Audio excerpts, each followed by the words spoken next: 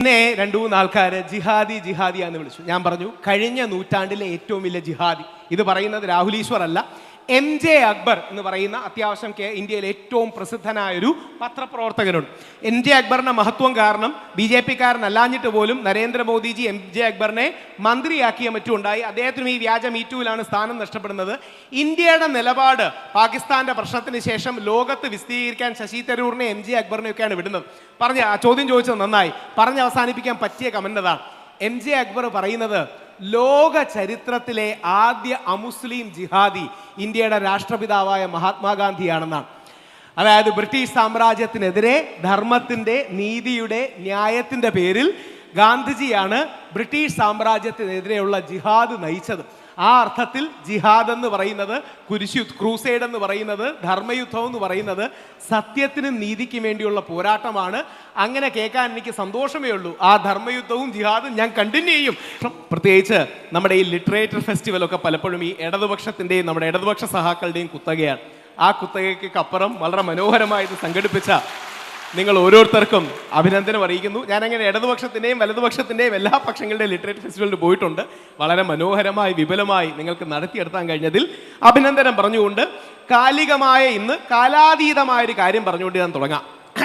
നമ്മുടെ ഇന്ത്യയുടെ കൊടി നമ്മൾ കണ്ടിട്ടുണ്ട് അല്ലേ? ഇന്ത്യയുടെ കൊടി കാണാത്ത ആരും കാണില്ല. നമുക്ക് കൊടി കാണുമ്പോൾ വളരെ അഭിമാനമാണ്. ഞാനൊക്കെ പലപ്പോഴും ആ കൊടി കുത്തിക്കൊണ്ട് പോകാറുണ്ട്. ശശി തരൂർ സാറടക്കം ഉള്ളവരെങ്ങനെ സ്ഥിരം കുത്താറുണ്ട്. ഈ കൊടിയിൽ 3 നിറങ്ങളുണ്ട്. ഈ 3 നിറങ്ങളുടെ അർത്ഥം എന്താണ്? അതായത് ആദ്യത്തെ നിറം കുങ്കുമമാണ്, രണ്ടാമത്തെ നിറം വെള്ളയാണ്, മൂന്നാമത്തെ നിറം പച്ചയാണ്. നമ്മളെല്ലാം സ്കൂളിൽ പഠിക്കുന്നത് കുങ്കുമം ത്യാഗവും ധീരസന്നദ്ധതയുമാണെന്നാണ്, വെള്ള സമാധാനമെന്നാണ്, പച്ച ഫലഭൂയിഷ്ഠത എന്നാണ്. ഇതാണ് നമ്മൾ സ്കൂളിൽ പഠിക്കുന്നത്. എനിക്ക് എന്ത് ചെയ്യാൻ പറ്റും? അങ്ങനെയല്ല. ഇന്ത്യൻ കൊടിയുടെ അർത്ഥമെന്ന് രാഷ്ട്രപിതാവായ മഹാത്മാഗാന്ധി ഏപ്രിൽ 13, 1921 എഴുതി വെക്കുന്നത്, പറയുന്നതല്ല എഴുതി വെക്കുന്നത്. യങ് ഇന്ത്യയിൽ പോയാൽ ഇന്ന് ഗൂഗിളിൻ്റെയും AIയുടെയും ChatGPTയുടെയും ഒക്കെ കാലമാണ്. നിങ്ങൾക്ക് വെറുതെ എടുത്ത് സെർച്ച് ചെയ്ത് നോക്കിയാൽ മഹാത്മാഗാന്ധി എഴുതി വെച്ചിരിക്കുന്ന കാണാം. ഇതിലെ ഈ റെഡിഷ് ഓക്രെ അല്ലെങ്കിൽ കുങ്കുമ നിറം സൂചിപ്പിക്കുന്നത് ഇന്ത്യയിലെ ഹിന്ദുക്കളെയാണ്. വെള്ള സൂചിപ്പിക്കുന്നത് ഇന്ത്യയിലെ ക്രിസ്ത്യാനികളെയും ന്യൂനപക്ഷങ്ങളെയുമാണ്. പച്ച സൂചിപ്പിക്കുന്നത് ഇന്ത്യയിലെ മുസ്ലിങ്ങളെയാണ്. ഈ മതസൗഹാർദ്ദമാണ് ഞാൻ ഈ കൊടി കൊണ്ട് ഉദ്ദേശിക്കുന്നതെന്നാണ് ഈ കൊടി ഡിസൈൻ ചെയ്ത മഹാത്മാഗാന്ധിയും പിങ്കാളി വെങ്കയ്യയും ഒക്കെ. അന്ന് ഗാന്ധിജിയാണ് പിങ്കാളി വെങ്കയ്യോട് ഈ കളർ കോഡുകൾ പറയുന്നത്. ഇനി ഇതിനെ, അതാണ് ഒന്നാമത്തെ പോയിന്റ്. ഇനി ഈ പോയിന്റിനെ മതേതരത്വം എന്ന് വിളിക്കാം. നമ്മുടെ CPMലെ സുഹൃത്തുക്കളും ഇടതുപക്ഷ സുഹൃത്തുക്കളും എല്ലാം ഇതിനെ മതേതരത്വം എന്നാണ് വിളിക്കുന്നത്. ഇനി നിങ്ങൾക്ക് വേണമെങ്കിൽ ഇതിനെ മതസൗഹാർദ്ദം എന്ന് വിളിക്കാം. നേരത്തെ അദ്ദേഹം പറഞ്ഞ പോലെ മാനവിക പക്ഷം എന്ന് വിളിക്കാം. CPMകാർ കുറച്ചുകൂടെ ആലങ്കാരികമായി വിശ്വമാനവികത എന്നൊക്കെ വിളിച്ചാൽ മതി. ഈ മുസ്ലിം പക്ഷത്ത് നിൽക്കുന്ന 1-2 സ്കോളേഴ്സ് എന്നോട് ഡിബേറ്റ് വന്നിട്ട് പറഞ്ഞു, നിങ്ങൾ പറയുന്ന എല്ലാം നല്ലതാണ്, നിങ്ങളെ ഇഷ്ടമാണ്, പക്ഷേ മതസൗഹാർദ്ദം എന്ന് പറഞ്ഞുകൂടാ, മതാന്തര സൗഹാർദ്ദം എന്ന് പറഞ്ഞു. ഞാൻ പറഞ്ഞു എന്നാൽ അങ്ങനെ വിളിച്ചാൽ മതി. മതാന്തര സൗഹാർദ്ദമെങ്കിൽ മതാന്തര സൗഹാർദ്ദം, മതസൗഹാർദ്ദമെങ്കിൽ മതസൗഹാർദ്ദം, അല്ലെങ്കിൽ മതേതരത്വം. ഇനി MA ബേബി സാറിനെ പോലെയുള്ള CPMലെ കുറച്ച് ബുദ്ധിജീവികൾക്ക് അന്തർദേശീയ സ്വത്വാതീത സാഹോദര്യം, അങ്ങനെ മതി. പേരെന്ത് വിളിച്ചാലും വ്യത്യാസമൊന്നും വരാൻ പോണില്ല. നിങ്ങൾ മതേതരത്വമെന്നോ മതസൗഹാർദ്ദമെന്നോ ബഹുസ്വരതയെന്നോ ആർഷഭാരത സംസ്കാരമെന്നോ മതാന്തര സൗഹാർദ്ദമെന്നോ ദൈവത്തിൽ നമ്മൾ ഒന്നെന്നോ എന്ത് വിളിച്ചാലും അർത്ഥം ഒന്നേ ഉള്ളൂ. പരസ്പരം വിദ്വേഷം പാടില്ല. ഐഡന്റിറ്റി ബേസ് ചെയ്ത്, ജാതി ബേസ് ചെയ്ത്, മതം ബേസ് ചെയ്ത് പരസ്പരം വിരോധം പാടില്ല. വ്യത്യസ്തതകളുണ്ടാകും. ആ വ്യത്യസ്തതകളെ ഒരുമിച്ച് കൊണ്ടുപോകണം. ഇത് ഞാൻ ആലോചിച്ചുണ്ടാക്കുന്നതല്ല, മഹാത്മാഗാന്ധി എഴുതി വെച്ചിരിക്കുന്ന കൃത്യമായ കളർ കോഡുകളുടെ നിർവചനമാണ്. അപ്പോൾ അതിനെ ഉയർത്തിപ്പിടിക്കാൻ പലപ്പോഴും നമുക്കാകണം. ഇന്ത്യയുടെ ആത്മാവ് ആ മതസൗഹാർദ്ദത്തിലാണ്, മതേതരത്വത്തിലാണ്, ബഹുസ്വരതയിലാണ്, വിശ്വമാനവികതയിലാണ്. എന്ത് പേര് വിളിച്ചാലും ഇനി എല്ലാവരും ഒരുമിച്ച് ജീവിക്കുന്നതിനെ കുട്ടപ്പൻ എന്നാണ് വിളിക്കുന്നതെങ്കിൽ കുട്ടപ്പനിലാണ് ആ ഇന്ത്യയുടെ ആത്മാവ്. ഈ പേരിൻ്റെ പേരിലാണ് പല ആൾക്കാരും തർക്കിക്കുന്നത്. ഞാൻ ഈ CPMന് 1-2 വേദികളൊക്കെ പോകാറുണ്ട്. അവർ പറയും, നിങ്ങൾ പറയുന്നതിൽ പല കാര്യവും സത്യമെന്ന് നമുക്കറിയാം, പക്ഷേ നമ്മുടെ വേദി വന്ന് മതസൗഹാർദ്ദം എന്ന് പറയരുത്, മതനിരപേക്ഷത എന്ന് പറയണം. ഞാൻ പറഞ്ഞു അങ്ങനെ പറഞ്ഞാൽ മതി, നിങ്ങൾക്ക് ഇഷ്ടമുള്ള പേര് പറഞ്ഞാൽ മതി, പക്ഷേ ഇതാണ് ആ സാധനം. അതായത് വ്യത്യസ്തതകളുണ്ട്, അവയെ ഒരുമിച്ച് കൊണ്ടുപോകാൻ കഴിയണം. ഞങ്ങൾ ശബരിമലയിൽ പോകുമ്പോൾ അയ്യപ്പസ്വാമിയുടെ അല്ലെങ്കിൽ സ്വാമി അയ്യപ്പൻ്റെ ഏറ്റവും അടുത്ത സുഹൃത്ത്, ബെസ്റ്റ് ഫ്രണ്ട്, ബെസ്റ്റ് ബഡി എന്നൊക്കെ നമ്മുടെ ജെൻസി ആധുനിക തലമുറയിലെ കുട്ടികൾ പറയുന്നത് വാവരെന്ന് പറയുന്ന അലിയുടെയും പാത്തുമ്മയുടെയും ഒരാളുടെ മകനാണ്. ഈ വാവരുസ്വാമിയെ ചെന്ന് ആദരം പറഞ്ഞിട്ടാണ് നമ്മൾ ശബരിമലയിലേക്ക് പോകുന്നത്. ഇവരുടെ മറ്റൊരടുത്ത സുഹൃത്താണ് വെളുത്ത, അർത്തുങ്കൽ ക്രിസ്ത്യൻ പള്ളിയിലെ വെളുത്തയാൾ. ഇതാണ് നമ്മൾ നൂറ്റാണ്ടുകളായിട്ട് ഫോളോ ചെയ്യുന്ന ടെംപ്ലേറ്റ്. ഇതിനെ വാവർ വെളുത്ത അയ്യപ്പൻ എന്ന് വിളിക്കാം, ഇതിനെ Mahatma Gandhi, Maulana Azad, Charles Freer Andrews എന്ന് വിളിക്കാം. അപ്പം പേരെന്ത് വിളിച്ചാലും ഈ ഐഡിയ നമുക്ക് വേണമെന്നുള്ളതാണ് ഒന്നാമത്തെ പോയിന്റ്. 4 മിനിറ്റായി, അടുത്ത 4 മിനിറ്റ് 3 പോയിന്റ് കൂടെ. ഇനി 2, എൻ്റെ വ്യക്തിപരമായ ഐഡന്റിറ്റി എന്താണ്? എന്നെ ഇൻട്രൊഡ്യൂസ് ചെയ്തപ്പം പബ്ലിക് പോളിസി എന്നൊക്കെ പറഞ്ഞ് വളരെ നല്ല വാക്കുകൾ പറഞ്ഞു. ഞാൻ അടിസ്ഥാനപരമായൊരു ഹിന്ദു ആക്ടിവിസ്റ്റാണ്. ഞാൻ ഹിന്ദു ആക്ടിവിസ്റ്റ് ആണെന്ന് പറഞ്ഞുകൊണ്ട് തന്നെയാണ് എല്ലായിടത്തും പോകുന്നത്.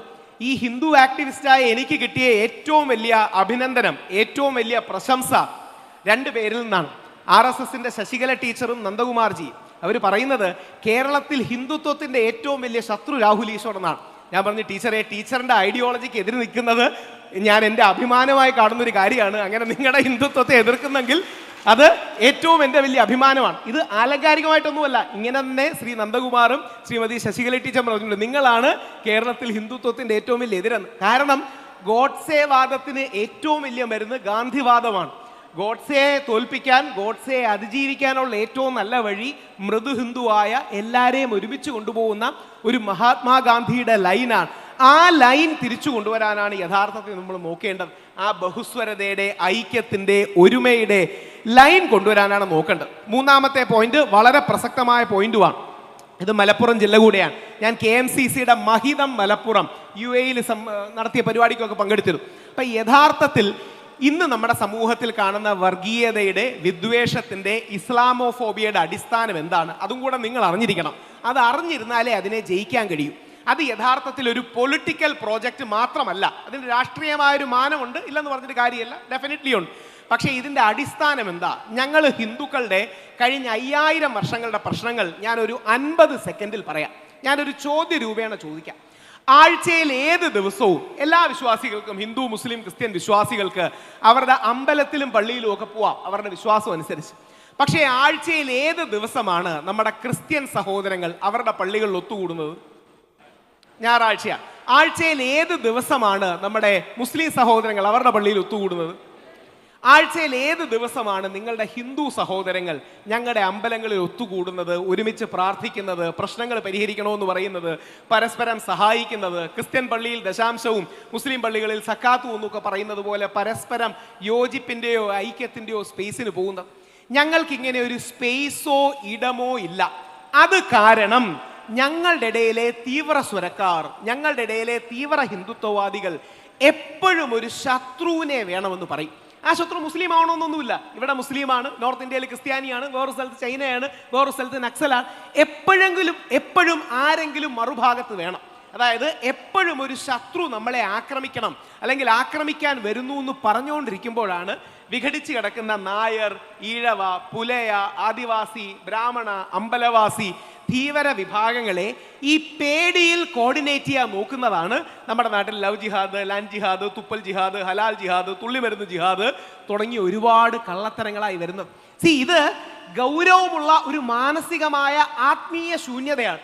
ഞാൻ പേരെടുത്ത് പറയുകയാണെങ്കിൽ എനിക്ക് വളരെ പ്രിയപ്പെട്ട കുടുംബ സുഹൃത്തായ ശ്രീ PC ജോർജ് സാർ ഒരിക്കൽ എന്നോട് പറഞ്ഞു, കോഴിക്കോട് നിന്ന് 400 പെൺകുട്ടികളെ കപ്പൽ മാർഗം അഫ്ഗാനിസ്ഥാനിലേക്ക് കൊണ്ടുപോയി. അപ്പം ഞാൻ എൻ്റെ അമ്മയോട് വെറുതെ ചോദിച്ചു. എൻ്റെ അമ്മ ബ്രാഹ്മണ സഭയുടെ, യോഗക്ഷേമ സഭയുടെ സംസ്ഥാന വൈസ് പ്രസിഡന്റാണ്. അമ്മയോട് പറഞ്ഞു, അമ്മേ PC ജോർജ് സാർ ഇങ്ങനെ പറഞ്ഞു, എന്താ അമ്മയുടെ അഭിപ്രായം? അമ്മ പറഞ്ഞു, 400 പോയി കാണില്ല, ചിലപ്പോൾ ഒരു 40 പോയി കാണുമോ. ഞാൻ എൻ്റെ ഭാര്യ ദീപയോട് ചോദിച്ചു. ദീപയ്ക്ക് അങ്ങനെ രാഷ്ട്രീയവും സമുദായവും ഒന്നും താല്പര്യമില്ല, ദീപ നായർ സമുദായത്തിലെയാണ്. ഞാൻ ദീപയോട് ചോദിച്ചു, ദീപ നിനക്ക് എന്താ അഭിപ്രായം? PC ജോർജൊക്കെ പറയുന്നല്ലേ, കുറേ കാലം MLA ആയിരുന്നതല്ലേ, ഒരു 4 പേര് വല്ലതും പോയി കാണുമെന്ന്. ഞാനപ്പോൾ എന്നിട്ട് അവരോട് പറഞ്ഞു, ഇതിന് ഒരു പ്രശ്നമേ ഉള്ളൂ, അഫ്ഗാനിസ്ഥാനിൽ കടലില്ല. അതായത് അഫ്ഗാനിസ്ഥാൻ കടലില്ലാത്തൊരു രാജ്യമാണ്. അപ്പോൾ എന്തായാലും കടൽ മാർഗം അവിടെ പെൺകുട്ടികളെ കൊണ്ടുപോകാൻ കഴിയും. അപ്പോൾ 8 മിനിറ്റായി, ഞാൻ അര മിനിറ്റ് ഞാൻ കൺക്ലൂഡ് ചെയ്യാം. അപ്പോൾ ഹിന്ദു വിഭാഗത്തിലെ ആത്മീയ ശൂന്യതയെ മുസ്ലിം വിരോധം കൊണ്ട് കോർഡിനേറ്റ് ചെയ്യാനുള്ള വളഞ്ഞ വഴിയിലാണ് യഥാർത്ഥത്തിൽ ഈ കാര്യം നടക്കുന്നത്. അതിൻ്റെ ഉത്തരം പോസിറ്റിവിറ്റിയാണ്, നന്മയാണ്. പോസിറ്റീവ്ലി ഹിന്ദു മുസ്ലിം ഐക്യമാണ്. മതേതരത്വം എന്ന് പറഞ്ഞാൽ മതേതരത്വം, മതസൗഹാർദ്ദം എന്ന് പറഞ്ഞാൽ മതസൗഹാർദ്ദം, ബഹുസ്വരത എന്ന് പറഞ്ഞാൽ ബഹുസ്വരത. ഇത് നിങ്ങളെ മാത്രമല്ല അഫക്റ്റ് ചെയ്യുന്നത്. അങ്ങനെ ഇസ്ലാമോഫോബിയ മൂത്താണ് ഗോഡ്സെ മഹാത്മാഗാന്ധി എവിടെ വെച്ച് കൊല്ലുന്നു. അതായത് നമ്മുടെ രാഷ്ട്രപിതാവായ നല്ല രാമഭക്തനായ ഹിന്ദു മുസ്ലിം ക്രിസ്ത്യൻ ഐക്യത്തിന് വേണ്ടി ജീവിച്ച മഹാത്മാഗാന്ധിയെ ഗോഡ്സെ എന്ന തീവ്ര ഹിന്ദുത്വവാദി വെടിവെച്ച് കൊല്ലുന്നത് ഈ ഇസ്ലാമോഫോബിയ മൂത്താണ്. ഇസ്ലാമോഫോബിയ മൂത്ത് അദ്ദേഹം മുസ്ലിം നേതാക്കളെ അല്ല കൊല്ലുന്നത്, ഹിന്ദുവായ മഹാത്മാഗാന്ധിയാണ് കൊല്ലുന്നത്. അതൊരുതരം ആഴത്തിലുള്ള മനോരോഗമാണ്. അതിനെ പ്രതിരോധിക്കാനും അതിനെ എന്താ പറയുക ക്യൂർ ചെയ്യാനും ഹീൽ ചെയ്യാനും നമുക്ക് കഴിയണം. അത്തരത്തിലുള്ള ചിന്തകൾ കൂടി പങ്കുവെക്കണമെന്നുള്ള ആഗ്രഹത്തോടു കൂടി പറഞ്ഞതെന്ന് ഒരു 45 സെക്കൻഡ് കൂടുതലെടുത്തതിന് ക്ഷമ പറഞ്ഞുകൊണ്ട് ഞാൻ നിർത്തുന്നു. Thank you. Okay, thank you. എന്തായാലും വളരെ സന്തോഷമുണ്ട്. എന്താണ് രാഹുൽജി തുടക്കത്തിൽ തന്നെ അദ്ദേഹത്തിൻ്റെ നിലപാടുകളും ഐഡൻറ്റിറ്റിയും ഏറെക്കുറെ നമുക്ക് ബോധ്യപ്പെടുത്തി തന്നിരിക്കുകയാണ്. അദ്ദേഹത്തിൻ്റെ ചാനൽ ചർച്ചകളും ഇടയ്ക്കിടയ്ക്ക് കേട്ടുകൊണ്ടിരിക്കുന്ന വിഷയങ്ങൾ തന്നെയാണിത്. ഞാൻ രാഹുൽജിയെ എപ്പോഴും കാണുമ്പോൾ നേരിട്ട് ചോദിക്കണമെന്ന് വിചാരിച്ചൊരു ചോദ്യം അതാണ് ആദ്യം തുടക്കത്തിലെ ചോദിക്കുന്നത്. അതെല്ലാവർക്കും ഉള്ളൊരു സംശയം തന്നെ ആയിരിക്കും. അതായത് ചാനൽ ചർച്ചകളൊക്കെ ചില സമയത്ത് വലതുപക്ഷ നിരീക്ഷകൻ എന്നാണ് എഴുതി കാണിക്കാറ്. അപ്പോൾ ഈ വലതുപക്ഷം ഇടതുപക്ഷം എന്നുള്ള ഒരു ടേം എനിക്ക് തോന്നുന്നു ഒരു ഫ്രഞ്ച് വിപ്ലവാനന്തരമുള്ള ഒരു രാഷ്ട്രീയ കാലാവസ്ഥയിൽ ഉരുത്തിരിഞ്ഞൊരു രാഷ്ട്രീയ പ്രയോഗമാണ്. അതായത് പുരോഗമന പക്ഷത്തെ ഇടതുപക്ഷമായും എന്നാൽ പ്രതിലോമ പക്ഷത്തെ വലതുപക്ഷമായിട്ടുമാണ് പൊതുവെ വിലയിരുത്തപ്പെടുന്നത്. ഇവിടെ രാഹുൽ ഈശ്വറിൻ്റെ പല ഡയലോഗുകളും പലപ്പോഴും ഒരു പുരോഗമന പക്ഷത്ത് നിന്നുകൊണ്ടാണ് കാണാറുള്ളത്. പക്ഷെ അപ്പോഴും വലതുപക്ഷ നിരീക്ഷകൻ എന്നറിയപ്പെടാനാണ് അങ്ങ് ആഗ്രഹിക്കുന്നത്. പലപ്പോഴും പറഞ്ഞു കേട്ടിട്ടുണ്ട്.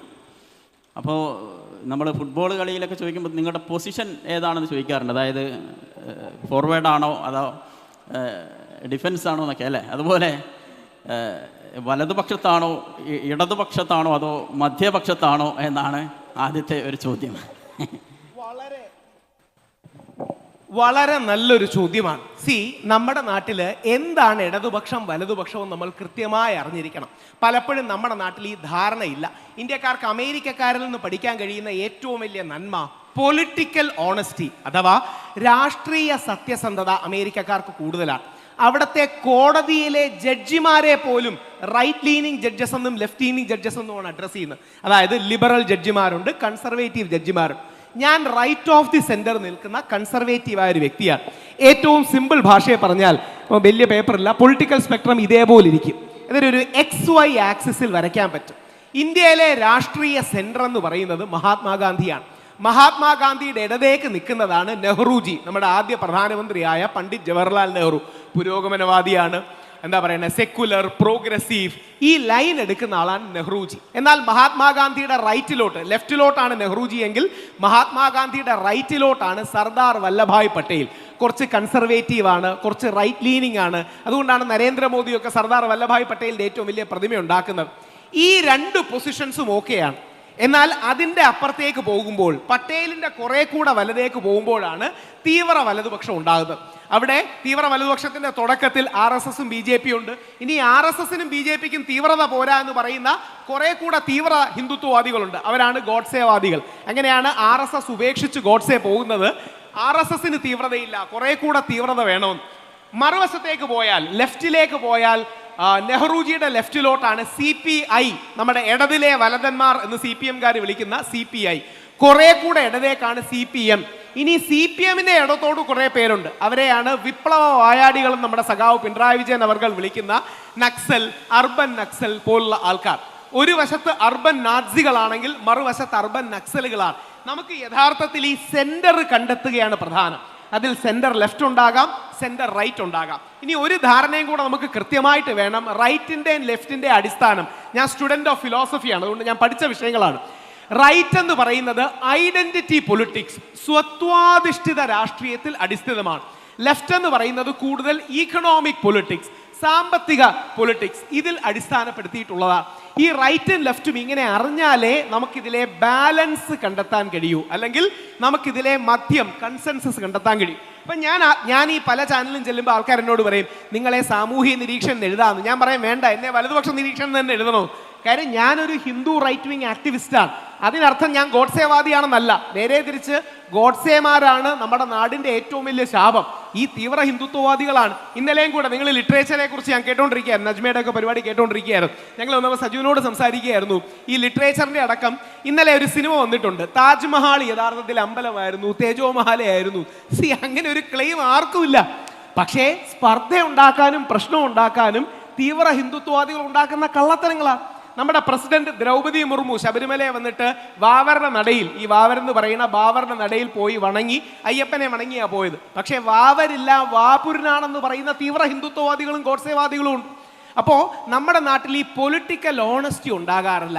ലെഫ്റ്റ് പലപ്പോഴും എന്ത് പറയുന്നറിയാമോ? ബാക്കി എല്ലാവരും വർഗീയവാദികളാണ്, ഞങ്ങൾ ലെഫ്റ്റാണ്, സെക്കുലറും പ്രോഗ്രസീവും. ഈ റൈറ്റ് എന്ത് പറയുന്നറിയാമോ? നിങ്ങളെല്ലാം ആൻറ്റി നാഷണൽസ് ആണ്, ദേശവിരുദ്ധരാണ്, ഞങ്ങൾ മാത്രമാണ് രാജ്യസ്നേഹികൾ. അങ്ങനെയല്ല. ഇതൊരു ഓണസ്റ്റി സെൻറ്റർ ലെഫ്റ്റും സെൻറ്റർ റൈറ്റും മനസ്സിലാക്കുകയാണെങ്കിൽ പെട്ടെന്ന് നമുക്ക് കണക്ട് ചെയ്യുന്ന ആൾക്കാരെ വെച്ച് പറയാം. നമ്മുടെ വി ഡി സതീശൻ ജി ഇതേപോലെ നെഹ്റുവിയൻ സെൻറ്റർ ലെഫ്റ്റാണ്. V D Satheesan ji, V T Balram, Rahul Mamkootathil, ഇവരെല്ലാം അങ്ങനെയാണ്. എന്നാൽ കുറെ കൂടെ റൈറ്റിലേക്ക് നിൽക്കുന്നതാണ് നമ്മുടെ രമേശ് ചെന്നിത്തലാജി, ശ്രീ ശശി തരൂർ ഒക്കെ അപ്പുറത്ത് സെൻറ്റർ റൈറ്റിലോട്ട് നിൽക്കുന്നത്. ഞാൻ സെൻറ്റർ റൈറ്റ് ലീനിങ് ആണ്, പക്ഷേ ഇത് ബാലൻസ് ചെയ്ത് മുമ്പോട്ട് കൊണ്ടുപോകണമെന്ന് ആഗ്രഹിക്കുന്ന വ്യക്തിയാണ്. മധ്യമപക്ഷം എന്ന് പറയാം. കുറച്ചുകൂടെ കറക്റ്റ് വാക്ക് സെൻറ്റർ റൈറ്റ് എന്നാണ്. Centre right, centre left. അതായത് വി ഡി സതീശൻ ജി ഇടതുപക്ഷക്കാരനല്ല, മധ്യ ഇടതാണ്. കോൺഗ്രസ് തന്നെ മധ്യ ഇടതാണ് നിൽക്കുന്നത്. ഇതേപോലെ മധ്യ വലതുണ്ട്. ഞാനും രാഹുൽ മാങ്കോട്ടത്തിലും നമ്മുടെ മുസ്ലിം ലീഗിന്റെ ചരൽക്കുന്ന് ക്യാമ്പിൽ ഉണ്ടായിരുന്നു. ഞാനും രാഹുലും കൂടി അടിയായതാണ്. അടിയായെന്ന് പറഞ്ഞാൽ രാഹുൽ നെഹ്റുവിയനാണ്, ഞാൻ ഗാന്ധിയനാണ്. രാഹുൽ സെൻറ്റർ ലെഫ്റ്റ് ആണ്, ഞാൻ സെൻറ്റർ റൈറ്റ് ആണ്. പക്ഷേ എനിക്ക് ഒരു കാര്യത്തിൽ, പ്രത്യേകിച്ച് ലീഗിന്റെ പരിപാടി കൂടെ ആയതുകൊണ്ട് അത് ഞാൻ പറഞ്ഞിട്ട് പോകണമെന്ന് ഞാൻ വിചാരിച്ചു. രാഹുൽ മാങ്കൂട്ടത്തിൽ വീണ്ടും നിയമസഭയെ വന്നപ്പോൾ രാഹുൽ മാങ്കൂട്ടത്തിൻ്റെ പാർട്ടിയിലെ ഒരാളും പുള്ളിയോട് സംസാരിച്ചില്ല. പോയി സംസാരിച്ചത് മുസ്ലിം ലീഗിലെ MLA-മാരാണ്. അവർക്ക് വലിയൊരു പ്രണാമം. കാര്യം കോൺഗ്രസ്സുകാർക്ക് മീഡിയക്കാർ അവരെ എന്തെങ്കിലും പറയുന്ന പേടിയാണ്. അതുകൊണ്ടാണ് കോൺഗ്രസ് വരെ സംസാരിക്കാത്തത്. മുസ്ലിം ലീഗിലെ MLA-മാർ ധൈര്യത്തോടെ സംസാരിച്ചത് വളരെ ആവേശം പകരുന്നൊരു കാര്യമാണ്. വേറൊരു കാര്യം ചോദിക്കാനുള്ളത്, ഒരു തുടക്കത്തിലൊക്കെ അതല്ലെങ്കിൽ രാഹുൽ ഈശ്വർ ഈ രാഷ്ട്രീയ നിരീക്ഷണമൊക്കെ നടത്തി തുടങ്ങിയൊരു കാലത്തൊക്കെ എല്ലാവരുടെയും ഒരു ധാരണ അങ്ങൊരു തീവ്ര വലതുപക്ഷത്ത് തന്നെയാണ്, അതല്ലെങ്കിൽ തീവ്ര ഹിന്ദുത്വവാദികൾക്ക് വേണ്ടി വാദിക്കുന്നു, അതിനുള്ള പ്രച്ഛന്ന സംഘി എന്നൊക്കെ ആളുകൾ വിശേഷിപ്പിച്ചിരുന്നു. സത്യത്തിൽ പക്ഷേ ഈ അടുത്ത കാലത്ത് ഒരുപാട് മാറ്റങ്ങൾ കാണുന്നുണ്ട്, അത് എല്ലാവരും അനുഭവിക്കുന്നുണ്ട്. സത്യത്തിൽ ഒരു ട്രാൻസ്ഫോർമേഷൻ അങ്ങേക്ക് സംഭവിച്ചിട്ടുണ്ടോ? ഉണ്ടെങ്കിൽ അതിൻ്റെ കാരണം എന്താണ്? ചില ആൾക്കാർ പറയും ഇപ്പം നീ വലിയ മതസൗഹാർദ്ദവാദിയ മതേതര. ഞാൻ പറഞ്ഞു അങ്ങനെയാണെങ്കിൽ ഓക്കെ, നിങ്ങൾ അങ്ങനെ എഴുതിക്കോളൂ, എനിക്ക് വിരോധമൊന്നുമില്ല. 2018 ഇത് ഞാൻ കേസിൻ്റെ ആസ്പദമായിട്ട് പറയാം. ഇത് പ്രത്യേകിച്ച് മുസ്ലിം സമൂഹത്തിലെ സഹോദരി സഹോദരന്മാരെ ഉറപ്പായിട്ട് അറിയണം. നമ്മുടെ നാട്ടിൽ ശബരിമല പ്രക്ഷോഭം ഉണ്ടായി.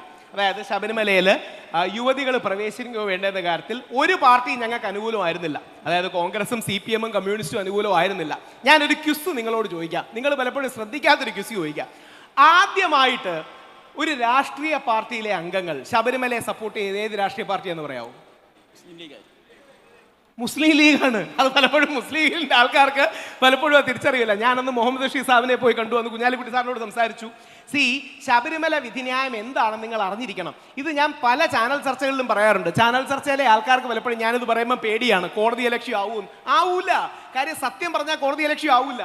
ഇന്ത്യക്ക് ചീഫ് ജസ്റ്റിസ് ആയ ദീപക് മിശ്ര എന്നൊരു വ്യക്തി ഉണ്ടായിരുന്നു. ദീപക് മിശ്ര ഒരു ബ്രാഹ്മണനാണ്, ഈ തീവ്ര വലതുപക്ഷത്തോട് ചേർന്ന് നിൽക്കുന്ന വ്യക്തിയാണ്.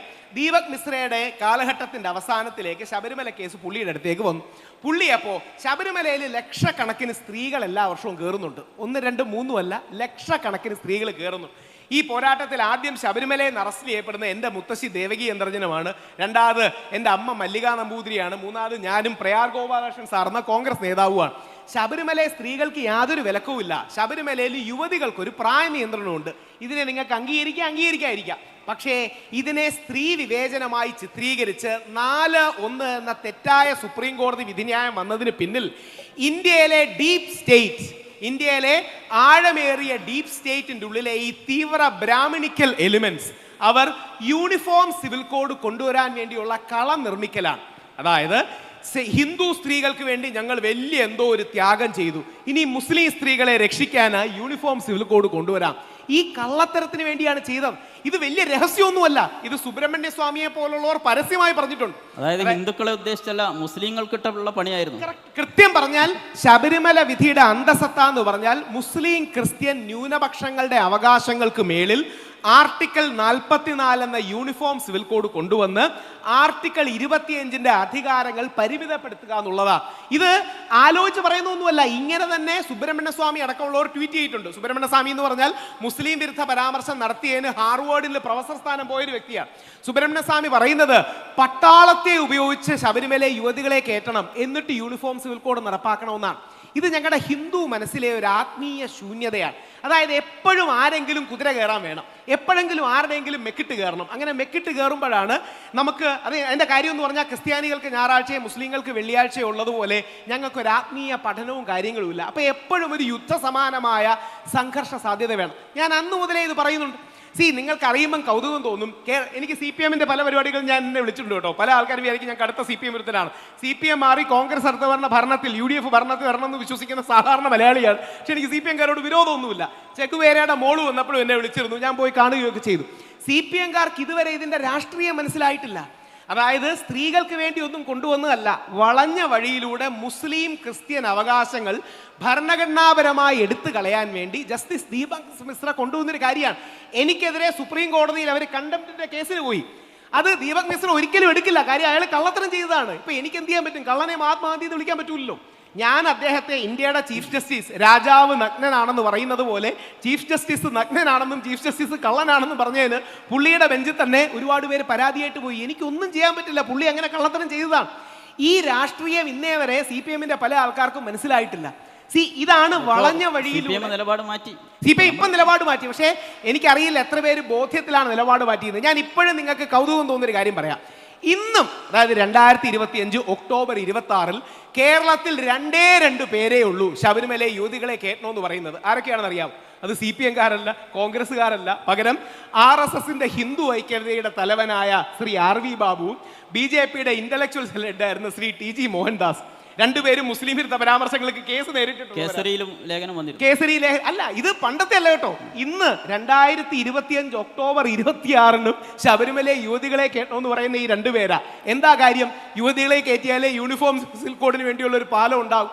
ഇനി 2, ഞാൻ പല മുസ്ലിം സമൂഹത്തിലെ സുഹൃത്തുക്കളോടും ചോദിക്കുമ്പോൾ യൂണിഫോം സിവിൽ കോഡിനെ കുറിച്ച് എന്താ അഭിപ്രായം എന്നൊക്കെ ചോദിക്കുമ്പോൾ അവർക്ക് ചെറിയൊരു പരിങ്ങലാണ്. ഇനി ഞാൻ പറഞ്ഞു കഴിഞ്ഞാൽ ഞാൻ മതേതരനല്ലാതാകുമോ, നമുക്ക് പുരോഗമനം ഇല്ലാതാകുമോ? എന്നെ ഒരിക്കൽ കമാൽ പാഷ സാർ വിളിച്ചിട്ട് പറഞ്ഞു, യൂണിഫോം സിവിൽ കോഡിനെ പോലുള്ള കാര്യങ്ങൾ നമുക്ക് ചിന്തിക്കാൻ നല്ലതാണ്. ഞാൻ പറഞ്ഞു, സാറേ അല്ല, ഇന്ത്യൻ ഭരണഘടന അമൃതാണെങ്കിൽ ആ അമൃതിന്റെ കൂടെ അടങ്ങിയിരിക്കുന്ന വിഷമാണ്, കാലകൂട വിഷമാണ് യൂണിഫോം സിവിൽ കോഡ്. അത് പറയുന്നത് എനിക്കും അറിയില്ലായിരുന്നു. ഇത് ഞാൻ വായിച്ചു പഠിച്ചത് RSSന്റെ സർസംഘചാലകായിരുന്ന ഗുരുജി ഗോൾവൽക്കറിൽ നിന്നാണ്. ഈ ഗുരുജി ഗോൾവൽക്കർ ഒരു കാലത്ത് ഒരു തീവ്ര സ്വരക്കാരനായിരുന്നു. മുസ്ലിമും ക്രിസ്ത്യാനിയും കമ്മ്യൂണിസ്റ്റുകാരനും നമ്മുടെ ശത്രുക്കളാണെന്ന് എഴുതി വെച്ചിട്ടുണ്ട്. പറച്ചിലല്ല, എഴുതി വെച്ചിട്ടുണ്ട്. ഈ മനുഷ്യൻ കുറെ കഴിഞ്ഞപ്പം നന്നായി, കുറെ കൂടെ ഒരു മധ്യമാർഗത്തിലേക്ക് വന്നു. ഇനി അടുത്ത വരി പ്രത്യേകിച്ച് മുസ്ലിം സമൂഹം ശ്രദ്ധിക്കണം. മുസ്ലിങ്ങൾക്കും കൂടെ ഉള്ളൊരു തെറ്റിദ്ധാരണയാണ്. അദ്ദേഹം പറയുന്നു, ഞങ്ങൾ ഹിന്ദുക്കളിൽ ചില ആൾക്കാർക്ക് മുസ്ലിങ്ങൾ 4 കല്യാണം കഴിച്ച് അവരുടെ ജനസംഖ്യ കൂടുന്നു എന്ന തെറ്റിദ്ധാരണയുണ്ട്. ഇത് കാരണമാണ് യൂണിഫോം സിവിൽ കോഡ് വേണമെന്ന് പറയുന്നത്. ഇന്ത്യക്ക് വേണ്ടത് യൂണിഫോം സിവിൽ കോഡ് അല്ല, ഹിന്ദു മുസ്ലിം സാഹോദര്യമാണ്. ഈ ഹിന്ദു മുസ്ലിം സാഹോദര്യത്തിന്റെ അടിസ്ഥാനത്തിൽ നമുക്ക് മുമ്പോട്ട് പോകണം. എന്നിട്ട് അദ്ദേഹം പറഞ്ഞ് അവസാനിപ്പിക്കുന്നത്, ഒരുപക്ഷെ ഒരു മുസ്ലിം ലീഗുകാരനോ ഒരു ജമാഅത്തെ ഇസ്ലാമിക്കാരനോ ഇസ്ലാമിക സ്കോളറോ പറയുന്നതിനപ്പുറം പുള്ളി പറയുന്നത് യൂണിഫോം സിവിൽ കോഡ് ഇന്ത്യയെ നശിപ്പിക്കും. യേ ഏകരൂപത രാഷ്ട്രോം കെ വിനാശ് കെ കാരൻ ഹെ. ഇത് സത്യം പറഞ്ഞാൽ 99% RSSകാർക്കും അറിയില്ല, 99% BJPക്കാർക്കും അറിയില്ല. എനിക്ക് വ്യക്തിപരമായ ഇഷ്ടവും പരിചയമുള്ള ആളാണ് ശ്രീ സുരേഷ് ഗോപി. ശ്രീ സുരേഷ് ഗോപി പല വേദിയിലും ചെന്ന് പറയുന്നത് ഞാൻ കേട്ടിട്ടുണ്ട്, യൂണിഫോം സിവിൽ കോഡ് വന്നാൽ ഞങ്ങളുടെ ഇടയിലുള്ള ജാതീയത ഇല്ലാതാകും. ആ പാവ മനുഷ്യൻ അങ്ങനെ ധരിക്കുകയാണ്. എന്ന് പറഞ്ഞ് ഞാൻ അദ്ദേഹത്തെ പേഴ്സണലി ഫോണിൽ വിളിച്ചിട്ട് ഞാൻ നിങ്ങൾക്കൊരു ലെക്ചർ തരാം എന്ന് പറഞ്ഞ് എനിക്ക് സംസാരിക്കാൻ പറ്റില്ല. പകരം ഇത്തരം ചർച്ചകളിലൂടെ അദ്ദേഹം മനസ്സിലാക്കണം, അദ്ദേഹത്തിൻ്റെ പാർട്ടിയുടെ ഏറ്റവും വലിയ ഗുരു പറഞ്ഞിരിക്കുന്നത് യൂണിഫോം സിവിൽ കോഡ് ഇന്ത്യയെ നശിപ്പിക്കുമെന്നാണ്. നമുക്ക് വേണ്ടത് ഏകതയല്ല, ഐക്യമാണ്, ഒരുമയാണ്, വൈവിധ്യങ്ങളെ ഒരുമിച്ച് ചേർക്കുന്നതാ. ഈ തിരിച്ചറിവ് നിങ്ങൾക്ക് ഇടതിനും വലതിനും മധ്യത്തിനും എല്ലാത്തിനും കൊടുക്കാൻ കഴിയണം. അങ്ങനെ മാത്രമേ നമുക്ക് ഇന്ത്യയെ മുമ്പോട്ട് കൊണ്ടുപോകാൻ കഴിയും. അതുകൊണ്ട് മുസ്ലിം ലീഗ് പോലൊരു പ്രസ്ഥാനത്തിൻ്റെ ഏറ്റവും വലിയ പങ്ക്, ഞാൻ അദ്ദേഹത്തിന് സാഗർ ഷെരീഫിയുടെ ഒരു വീഡിയോ ഉണ്ട്, മുസ്ലിം ലീഗിന്റെ പേരിൽ തന്നെ മുസ്ലിം ഉണ്ട്, അതുകൊണ്ട് മുസ്ലിം മതേതരമാണോ? ഞാൻ ടൈംസ് നൗവിൽ ഒരു ചർച്ചയ്ക്ക് ഇരുന്നിരുന്നു. ശ്രീ രാഹുൽ ഗാന്ധി വിദേശത്ത് പോയി മുസ്ലിം ലീഗ് മതേതര പാർട്ടിയാണെന്ന് പറഞ്ഞത്. ഞാനപ്പോൾ ശക്തമായിട്ട് പറഞ്ഞു, ഒരു കാരണവശാലും മുസ്ലിം ലീഗ് മതേതര പാർട്ടി അല്ല. മുസ്ലിം ലീഗ് ഒരു മതസൗഹാർദ്ദ പാർട്ടിയാണ്, ബഹുസ്വര പാർട്ടിയാണ്. ഇന്ന് മഹാത്മാഗാന്ധി ജീവിച്ചിരുന്നെങ്കിൽ മഹാത്മാഗാന്ധിക്ക് ഏറ്റവും ഇഷ്ടപ്പെടുന്ന പാർട്ടി മുസ്ലിം ലീഗ് ആയിരിക്കും. കാരണം ഒരു കയ്യിൽ സമുദായത്തിന്റെ താല്പര്യം, മറു കയ്യിൽ എല്ലാവരുടെയും താല്പര്യം. ഈ ബാലൻസ് ആണ് ചെയ്യേണ്ടത്. ഇതാണ് മഹാത്മാഗാന്ധി ചെയ്തത്. മഹാത്മാഗാന്ധി മതേതരവാദി ആയിരുന്നില്ല, മഹാത്മാഗാന്ധി മതസൗഹാർദ്ദവാദിയായിരുന്നു. മഹാത്മാഗാന്ധി സെക്കുലർ ആയിരുന്നില്ല, മഹാത്മാഗാന്ധി പ്ലൂറലിസ്റ്റിക് ആയിരുന്നു. ഇത് ഞാൻ പറയുന്നതല്ല, മഹാത്മാഗാന്ധി എന്ന് പറയുന്നതാണ്. അതായത് ഞാൻ മഹാത്മാഗാന്ധിയുടെ ദർശനങ്ങൾ വായിച്ച് അതിനെ സിംപ്ലിഫൈ ചെയ്ത് എൻ്റെതായിട്ടൊരു വാദം ഉണ്ടാക്കുകയല്ല. എന്തിന്? ആധുനിക കാലത്ത് ശ്രീ ശശി തരൂർ അദ്ദേഹത്തിന്റെ വളരെ പ്രസിദ്ധമായ ബ്രിട്ടീഷ് സാമ്രാജ്യത്തെക്കുറിച്ചുള്ള പുസ്തകത്തിൽ മഹാത്മാഗാന്ധിയെ ആഗോള ഓഡിയൻസിന് ഇൻട്രൊഡ്യൂസ് ചെയ്യുന്നത് the Hindu activist who defeated the British empire എന്നാണ്. ബ്രിട്ടീഷ് സാമ്രാജ്യത്വത്തെ തോൽപ്പിച്ച ഹിന്ദു ആക്ടിവിസ്റ്റ് എന്നാണ്. ഈ ഹിന്ദു മുസ്ലിം ഐക്യം എന്നുള്ള ആശയം മുമ്പോട്ട് വെക്കുന്നതിന് പകരം ഇനി കമ്മ്യൂണിസ്റ്റുകാർ, ഇടതുപക്ഷ ചായയുള്ള ആരെങ്കിലും ഇത് കേൾക്കുകയാണെങ്കിൽ അവരും അറിഞ്ഞിരിക്കണം, 1947 ഓഗസ്റ്റ് 15 ഉച്ചയ്ക്ക് 2 മണിക്ക് കുറച്ച് കമ്മ്യൂണിസ്റ്റ് സുഹൃത്തുക്കൾ മഹാത്മാഗാന്ധിയെ കാണാൻ പോകുന്നുണ്ട്. മഹാത്മാഗാന്ധി ബംഗാളിലാണ്. ഹിന്ദു മുസ്ലിം ഐക്യം കൊണ്ടുവരാൻ ശ്രമിക്കുക. മഹാത്മാഗാന്ധി കമ്മ്യൂണിസ്റ്റുകാരോട് അഭ്യർത്ഥിക്കുന്നത്, ഞാൻ സോഷ്യലിസ്റ്റാണ്, നിങ്ങൾ കമ്മ്യൂണിസ്റ്റാണ്, പക്ഷേ നമ്മൾ രണ്ടും ഹിന്ദു മുസ്ലിം ഐക്യത്തിന് വേണ്ടി പ്രവർത്തിക്കണമെന്നാണ്. മതേതരത്വത്തിന് വേണ്ടി പ്രവർത്തിക്കണമെന്നല്ല, ഹിന്ദു മുസ്ലിം ഐക്യത്തിന് വേണ്ടി പ്രവർത്തിക്കണമെന്നാണ്. ഈ ബാലൻസ് ആണ് അതിൻ്റെ ആത്മാവ്. ഈ ബാലൻസ് ചിലപ്പോഴെങ്കിലും നമ്മുടെ കോൺഗ്രസ് പാർട്ടിയിലെ ആൾക്കാർ മറന്നു. അതായത് കോൺഗ്രസ് പാർട്ടിയിലെ ആൾക്കാർ ഇടതുപക്ഷത്തേക്ക് പോകുമ്പോൾ പെട്ടെന്ന് മതേതരന്മാരാവും, നിങ്ങളടുത്ത് വരുമ്പോൾ പെട്ടെന്ന് വേറെയാവും. അങ്ങനെയല്ല, ഈ ബാലൻസ് എടുത്താൽ മതി. ആ ബാലൻസിലാണ് ഇന്ത്യയുടെ ആത്മാവ്. കേരളത്തിലേക്ക് വരുമ്പോൾ ഇപ്പോൾ സംഘപരിവാർ ഇപ്പോൾ ഇതിൻ്റെ തുടർച്ചയായിട്ട് പറയുകയാണെങ്കിൽ സംഘപരിവാർ വളരെ കൃത്യമായിട്ട് ചെയ്തുകൊണ്ടിരിക്കുന്ന ഒരു കാര്യം ഈ മതസൗഹാർദ്ദത്തിൻ്റെ എലമെൻസുകളൊക്കെ ഹിന്ദു മതത്തിൽ നിന്ന് എടുത്തു കളയാണ്. അതിൻ്റെ ഭാഗമായിട്ടാണ് പിന്നെ വാവരസ്വാമിയെ നിഷേധിക്കുന്നു. അതുപോലെ തന്നെ ഈ മഹാബലി വാമനാവതാരത്തിൽ ഈ വാവരസ്വാമിയുടെ ഒരു കാര്യം നിങ്ങൾ ശ്രദ്ധിക്കണം, പ്രത്യേകിച്ച് കേരളത്തിലെ ഇന്ന് ജീവിക്കുന്ന ഓരോ മുസ്ലിമും ശ്രദ്ധിക്കണം. അതായത് വാവര് പള്ളിയുണ്ട്, നിങ്ങൾ പലരും കേട്ട് കാണും, വെരിമേരി വാവര് പള്ളി. അതിൻ്റെ ഇപ്പുറത്തൊരു ഹിന്ദു ക്ഷേത്രമുണ്ട്, അയ്യപ്പൻ്റെ ക്ഷേത്രം. ആ ക്ഷേത്രത്തിലൊരു വാവര് നടയുണ്ട്, അതായത് വാവരുടെ ഓർമ്മയ്ക്ക് വേണ്ടി വെച്ചിരിക്കുന്ന നട. ഇന്നും എന്തെന്ന് പറഞ്ഞാൽ 2025 ഒക്ടോബർ 26 പോയി നോക്കിയാൽ ഇന്നും അവിടെ വലിയൊരു ഇങ്ങനെ ഒരു ആർച്ച് മാത്രമേ നിങ്ങൾക്ക് കാണാൻ പറ്റൂ. അവിടെ ഒരു വിഗ്രഹമോ പ്രതിമയോ വെച്ചിട്ടില്ല. ഞാൻ എൻ്റെ 6ഓ 7ഓ വയസ്സിലാണ് ശബരിമലയിൽ ആദ്യമായിട്ട് പോണത്. ഞാനപ്പോൾ മുത്തശ്ശനോട് ചോദിച്ചു, എൻ്റെ മുത്തശ്ശനാണ് ശബരിമലയിൽ ഏറ്റവും കൂടുതൽ കാലം തന്ത്രിയായിരുന്നത്. മുത്തശ്ശനോട് ചോദിച്ചു, മുത്തശ്ശ ഇവിടത്തെ ആൾ എവിടെ പോയി? ഇവിടെ ഒരു ആർച്ച് മാത്രമേ ഉള്ളൂ, പുള്ളിയെ കാണുന്നില്ലല്ലോ. മുത്തശ്ശൻ പറഞ്ഞു, അത് മറ്റൊരു പാതയാണ്, അത് സഗുണാരാധനയല്ല, മറ്റൊരു തലത്തിൽ ദൈവത്തെ മനസ്സിലാക്കുന്ന, അതിനെ ആദരിക്കുന്ന, ആരാധിക്കുന്ന പാതയാണ്. അതുകൊണ്ട് വാവരസ്വാമി ഇസ്ലാമാണ്. പരിശുദ്ധ ഇസ്ലാമിനെ നമ്മൾ ബഹുമാനിക്കാൻ തീരുമാനിച്ചപ്പോൾ വാവർക്ക് ഹലാലായതേ തൻ്റെ അമ്പലത്തിനുള്ളിൽ പോലും പാടുള്ളൂ. അതായത് വാവർക്ക് ഹറാമാണ് ഏതെങ്കിലും രീതിയിലുള്ള രൂപത്തെ ആദരിക്കുന്നത്. അതുകൊണ്ട് നമ്മൾ വാവരസ്വാമിയെ ആദരിക്കാൻ തീരുമാനിച്ചപ്പോൾ വാവരുടെ തിയോളജി, ദൈവശാസ്ത്രം, വാവരെ പരിശുദ്ധ ഖുർആൻ എന്ത് പറയുന്നു എന്ന് നോക്കിയാണ് നമ്മുടെ അമ്പലത്തിനകത്തുള്ളിൽ പോലും വെച്ചിരിക്കുന്നത്. ഇത് ഞാൻ പറഞ്ഞ് ഭംഗിവൽക്കരിക്കുന്നതല്ല. നിങ്ങൾക്ക് ഇന്ന് പോയാലും ഇവിടെ കാണാം വാവരുടെ ആർച്ച് മാത്രമേ കാണുകയുള്ളൂ. എന്ന് പറഞ്ഞാൽ നമ്മളുടെ മതസൗഹാർദ്ദം എന്ന് പറഞ്ഞാൽ ഫോട്ടോഷൂട്ട് അല്ല. അതായത് മതസൗഹാർദ്ദ ഫോട്ടോഷൂട്ടായിട്ട് കുരിശും തൊപ്പിയും മറ്റേ കൊന്തയും വെക്കുന്നതല്ല. പകരം നമ്മുടെ വിശ്വാസങ്ങളിൽ 1 ഇഞ്ച് വെള്ളം ചേർക്കാതെ, നമ്മുടെ ആദർശങ്ങളിലും പരിശുദ്ധ ഖുർആൻ, വിശുദ്ധ ബൈബിൾ, പവിത്രമായ ഭഗവത്ഗീത പറയുന്ന നിലപാടിൽ 1 ഇഞ്ച് പോലും മാറ്റാതെ, എന്നാൽ ബഹുസ്വരതയുടെ ഇടങ്ങൾ തേടാം, മതസൗഹാർദ്ദത്തിൻ്റെ ഇടങ്ങൾ തേടാം എന്നുള്ളതാണ്. ഇതൊരു ഫോട്ടോഷൂട്ടോ ഒപ്പിക്കലോ ഫേസ്ബുക്ക് പോസ്റ്റോ അല്ല. പകരം എൻ്റെ വിശ്വാസത്തിൽ ഞാൻ ഉറച്ചു നിന്ന്, ഇസ്ലാമിക വിശ്വാസത്തിൽ നിങ്ങൾ ഉറച്ചു നിന്ന്, ക്രിസ്ത്യൻ വിശ്വാസത്തിൽ അവർ ഉറച്ചു നിന്ന്, നമ്മുടെ ഇടയിൽ ഒരുമയുടെയും ഐക്യത്തിൻ്റെയും സാഹോദര്യത്തിൻ്റെയും ഇടപെടലുകൾ ഉണ്ടാകാം എന്ന തിരിച്ചറിവാണ് അത്. ഞാൻ ഇടയ്ക്ക് ഒരുപാട് എക്സ് മുസ്ലിങ്ങളോട് തർക്കിക്കാൻ പോകും. പ്രത്യേകിച്ച് നമ്മുടെ നാട്ടിൽ ഇസ്ലാമോഫോബിയ ഇപ്പോൾ ഏറ്റവും പകർത്തുന്നത് ഈ എക്സ് മുസ്ലിംസാണ്. അപ്പം അവർ പലപ്പോഴും പറയും മുസ്ലിം സമൂഹത്തിൻ്റെ സംഘടിത ശക്തി കൊണ്ടാണ് പല ആൾക്കാരും മുസ്ലിം സമൂഹത്തെ സപ്പോർട്ട് ചെയ്യുന്നത്. ഞാനപ്പോൾ അവരോട് ചൂണ്ടിക്കാണിക്കും, സ്വാമി വിവേകാനന്ദൻ AD 1900, അതായത് 125 വർഷം മുമ്പ് അമേരിക്കയിലെ കാലിഫോർണിയയിൽ ഒരു പ്രസംഗം നടത്തുന്നുള്ളൂ. കേൾക്കാൻ ഒരു മുസ്ലിം പോലും ഇല്ല. അതാണ് അതിലെ പോയിന്റ്. കേൾക്കാൻ ഒരു മുസ്ലിം പോലും ഇല്ല. കൂടുതൽ ക്രിസ്ത്യാനികൾ, ജൂതന്മാർ, ചിലപ്പം കുറച്ച് ഹിന്ദുക്കൾ കാണും. അതിൽ വിവേകാനന്ദൻ പറയുന്നത് ലോക ചരിത്രത്തിലെ 4 വേൾഡ് ടീച്ചേഴ്സ് ആണ്, അല്ലെങ്കിൽ വിശ്വഗുരുക്കന്മാർ, ലോകാരാധ്യന്മാർ, ലോക പ്രവാചകന്മാർ 4 പേരാണ്. 4 പേരെ വിദേശ ഓഡിയൻസിന് പരിചയപ്പെടുത്തുക. ശ്രീകൃഷ്ണൻ, ബുദ്ധൻ, യേശു ക്രിസ്തു, പ്രവാചകൻ മുഹമ്മദ്. എന്നിട്ട് പ്രവാചകൻ മുഹമ്മദ് നബിയെ കുറിച്ച് വിവേകാനന്ദ സ്വാമി പറയുന്നത് സമത്വത്തിന്റെ പ്രവാചകനാണ്, ഐക്യത്തിന്റെ പ്രവാചകനാണ്.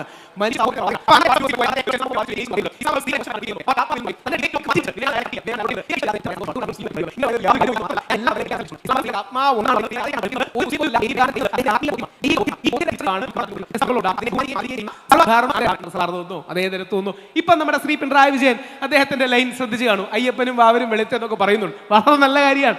ഏത് പാർട്ടിക്കാരൻ പറഞ്ഞാലും നമ്മൾ ഇതിനെ സ്വാഗതം ചെയ്യേണ്ടതാണ്. ഈ ലൈൻ, ഇതിനെ ഗാന്ധിയൻ ലൈൻ എന്നാണ് വിളിക്കുന്നത്, അല്ലെങ്കിൽ മതസൗ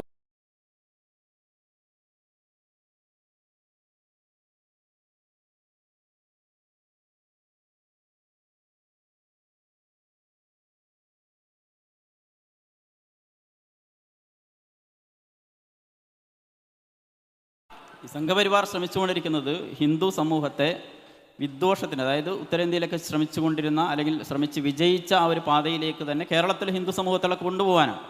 അതിൻ്റെ ഭാഗമായിട്ടുള്ള ഒരു പ്രൊപ്പഗണ്ടകളാണ് കേരളത്തിൽ നടന്നുകൊണ്ടിരിക്കുന്നത്. എസ്പെഷ്യലി ഈ ക്രിസ്തീയ സമൂഹവും മുസ്ലിം സമൂഹവും ഒരു കാലത്ത് വളരെ സൗഹൃദത്തോടു കൂടി വളരെ വ്യാപകമായിട്ടുണ്ട്. ആഗോളമായ പരിപ്രേക്ഷ്യം അതിനകത്തുണ്ട് എങ്കിൽ കൂടി. പക്ഷേ ഈ ഒരു ഹിന്ദുത്വ വിദ്വേഷ രാഷ്ട്രീയത്തെ പ്രതിരോധിക്കാനുള്ള ഒരു മരുന്നായിട്ട് അങ്ങ് കാണുന്നത് എന്താ? ഒറ്റ പ്രതിരോധ മരുന്നേ ഉള്ളൂ. നിങ്ങൾ എല്ലാവരും സിനിമ കാണുന്ന ആൾക്കാരാണോ എന്നറിയില്ല. കേരളത്തിലും ഇന്ത്യയിലും ഇസ്ലാമോഫോബിയ നമുക്ക് പ്രതിരോധിക്കണമെങ്കിൽ നിങ്ങൾ ഉറപ്പായും കണ്ടിരിക്കേണ്ട ഒരു സിനിമ നമ്മുടെ മോഹൻലാലിൻ്റെ ഫാസിൽ ഡയറക്റ്റ് ചെയ്ത മണിച്ചിത്രത്താഴ്ന്ന സിനിമയാണ്. അതിലെ നാഗവല്ലിയാണ് യഥാർത്ഥത്തിൽ ഗോഡ്സെ. അതായത് ഇല്ലാത്ത പ്രശ്നങ്ങൾ, ഞാൻ ആലങ്കാരികമായി പറയല്ല, ഇല്ലാത്ത പ്രശ്നങ്ങളുടെ പേരിലാണ് ഇവർ ആവേശം കൊള്ളുന്നത്. ഇല്ലാത്ത പ്രശ്നങ്ങളുടെ പേരിൽ ആവേശം കൊണ്ട് അതൊരു മനോരോഗമാണ്. മനോരോഗത്തെ നമുക്ക് ചികിത്സിച്ച് ശരിയാക്കാൻ കഴിയും. ഇനി എനിക്ക് എല്ലാ BJP നേതാക്കളെയും പേഴ്സണലി അറിയാം. വ്യക്തിപരമായി ഞാൻ പറയുന്ന ഈ ടോപ്പിൽ നിൽക്കുന്ന ഒരു BJP നേതാവിനും ഒരു മുസ്ലിം വിരോധവും ഇല്ല. അതാണ് പ്രശ്നം. അതായത് ജെനുവിൻലി ഒരാൾക്ക് മുസ്ലിം വിരോധം ഉണ്ടെങ്കിൽ അയാളെ പറഞ്ഞ് നന്നാക്കാം. അവരിൽ പല ആൾക്കാരും മുസ്ലിം വിരോധം ഒരു കൺസോളിഡേഷൻ ടൂൾ, അല്ലെങ്കിൽ വേർതിരിക്കലിന്റെ ടൂൾ, ആയുധമായിട്ട് ഉപയോഗിക്കുകയാണ്. അല്ലെങ്കിൽ നമ്മുടെ സുരേന്ദ്രൻജി, BJPയിലെ സുരേന്ദ്രൻജി വന്നിട്ട് ഇവിടെ മറ്റേ റംസാൻ നോമ്പ് കാലത്ത് കഞ്ഞി കിട്ടുന്നില്ല എന്ന് കള്ളം പറയൂ. നമ്മുടെ ഇഷ്ടമുള്ള, എനിക്ക് ആദരണീയനായ വെള്ളാപ്പള്ളി നടേശൻ സാറ് വന്നിട്ട് ഇവിടെ വരുമ്പോൾ മലപ്പുറത്ത് ശ്വസിക്കാൻ പറ്റുന്നില്ല.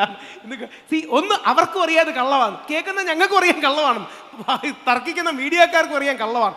ആ കള്ളം പറയുന്നതിൻ്റെ റീസൺ ആണ് നിങ്ങൾ അറിഞ്ഞിരിക്കേണ്ടത്. ആ റീസൺ എന്ന് പറഞ്ഞാൽ നായര്, ഈഴവ, നമ്പൂതിരി, അമ്പലവാസി, ആദിവാസി അടക്കം ഇങ്ങനെ വിഘടിച്ച് കിടക്കുകയാണ്. അവർക്കൊരു പൊതു ശത്രുവിനെ കൊടുത്ത് ഈ ശത്രു നമ്മളെ ഇല്ലാതാക്കാൻ വരുന്നു, നമ്മൾ ഒന്നിക്കണം എന്ന് പറയുന്ന ഐഡിയയിൽ ഒന്നിപ്പിക്കാൻ നോക്കുക. ഞാൻ വെള്ളാപ്പള്ളി സാറിന് പലതവണയായിട്ട് ചില പുസ്തകങ്ങൾ കൊടുക്കുന്നുണ്ട്. ഇപ്പം ഞങ്ങളുടെ ഹിന്ദുക്കളുടെ ജെനുവിൻ പ്രശ്നങ്ങൾ ഞാനൊരു 30 സെക്കൻഡിലോ 1 മിനിറ്റിലോ പറയാം. കേരളത്തിൽ നമ്മൾ ഏകദേശം 50 മുതൽ 55% വരെയാണ് ഹിന്ദുക്കൾ, 27 മുതൽ 30% വരെയാണ് നമ്മുടെ മുസ്ലിം സഹോദരങ്ങൾ, 17 മുതൽ 19% വരെയാണ് നമ്മുടെ ക്രിസ്ത്യൻ സഹോദരങ്ങൾ. 82% ആത്മഹത്യകൾ നടക്കുന്നത് ഞങ്ങൾ ഹിന്ദുക്കളിലാണ്. ഇത് ഡോക്ടർ സിബി മാത്യൂസ് എന്ന് പറഞ്ഞ കേരളത്തിൻ്റെ DGP ആയിരുന്ന, വിവരാവകാശ കമ്മീഷണറായിരുന്ന വ്യക്തി മഹാത്മാഗാന്ധി യൂണിവേഴ്സിറ്റിയിൽ ഡോക്ടറേറ്റ് തീസിസിന് വേണ്ടി സമർപ്പിച്ച മലയാളി ഇങ്ങനെ മരിക്കണമോ എന്ന പുസ്തകത്തിൽ ഞാൻ കോട്ട് ചെയ്ത് പറയുന്നത്. 82% ആത്മഹത്യകൾ ഞങ്ങൾ ഹിന്ദുക്കളുടെ ഇടയിലാണ്. ഏകദേശം 83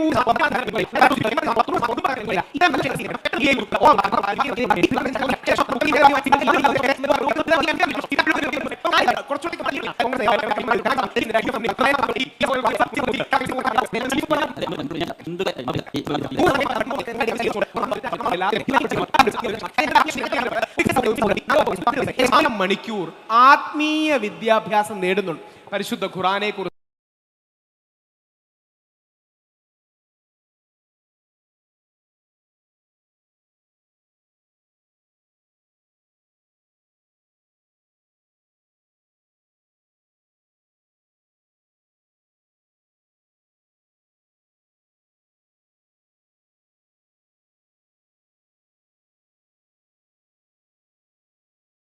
വിശുദ്ധ ബൈബിളിനെ കുറിച്ച്, പ്രവാചകൻ മുഹമ്മദ് നബി സല്ലല്ലാഹു അലൈഹി വസല്ലത്തെ കുറിച്ച്, ദൈവപുത്രനായ യേശു ക്രിസ്തുവിനെ കുറിച്ച് ഒക്കെ പഠിക്കുന്നുണ്ട്. പക്ഷേ ഞങ്ങൾ ഹിന്ദുക്കൾക്ക് അങ്ങനെ 5 മുതൽ 18 വയസ്സ് വരെ ഒരു ആത്മീയ അടിസ്ഥാനവും മറ്റും കിട്ടുന്നില്ല.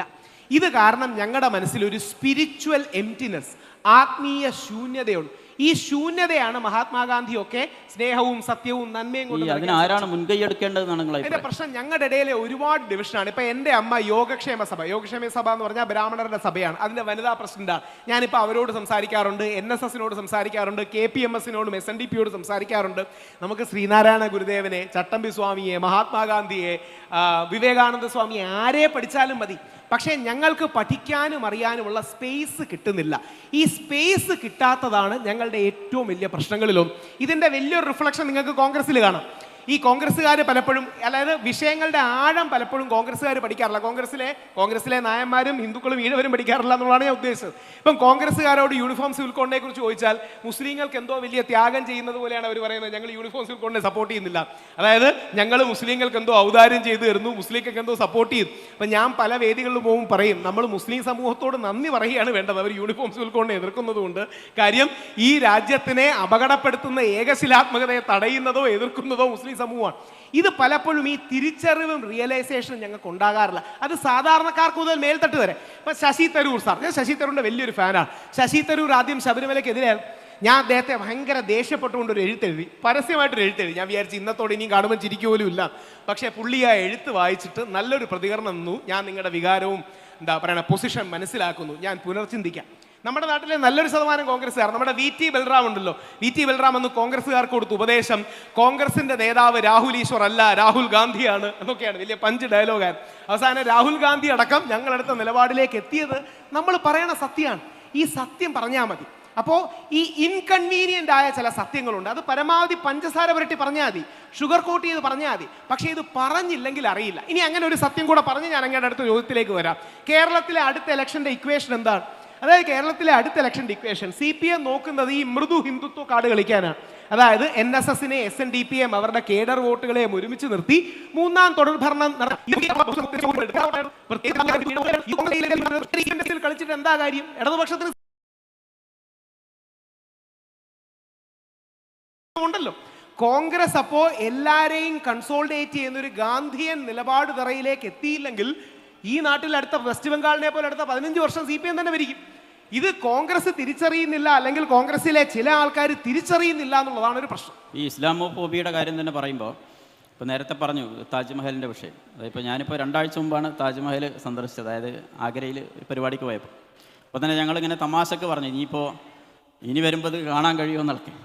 അതായത് ഇപ്പോൾ സിനിമയുടെ ട്രെയിലർ ഞാൻ കണ്ടിരുന്നു. അതായത് അതെ അതെ, സിനിമയുടെ ട്രെയിലറിൽ ഒരു കഥാപാത്രം പറയുന്നുണ്ട്, പരേഷ് റാവൽ, BJP MP ആയിരുന്നു. അഹമ്മദാബാദിലെ പഴയ BJP MP. Taj Mahal is not a symbolic of love, symbol of genocide. വളരെ കൃത്യമായിട്ടുള്ള ഒരു അജണ്ട.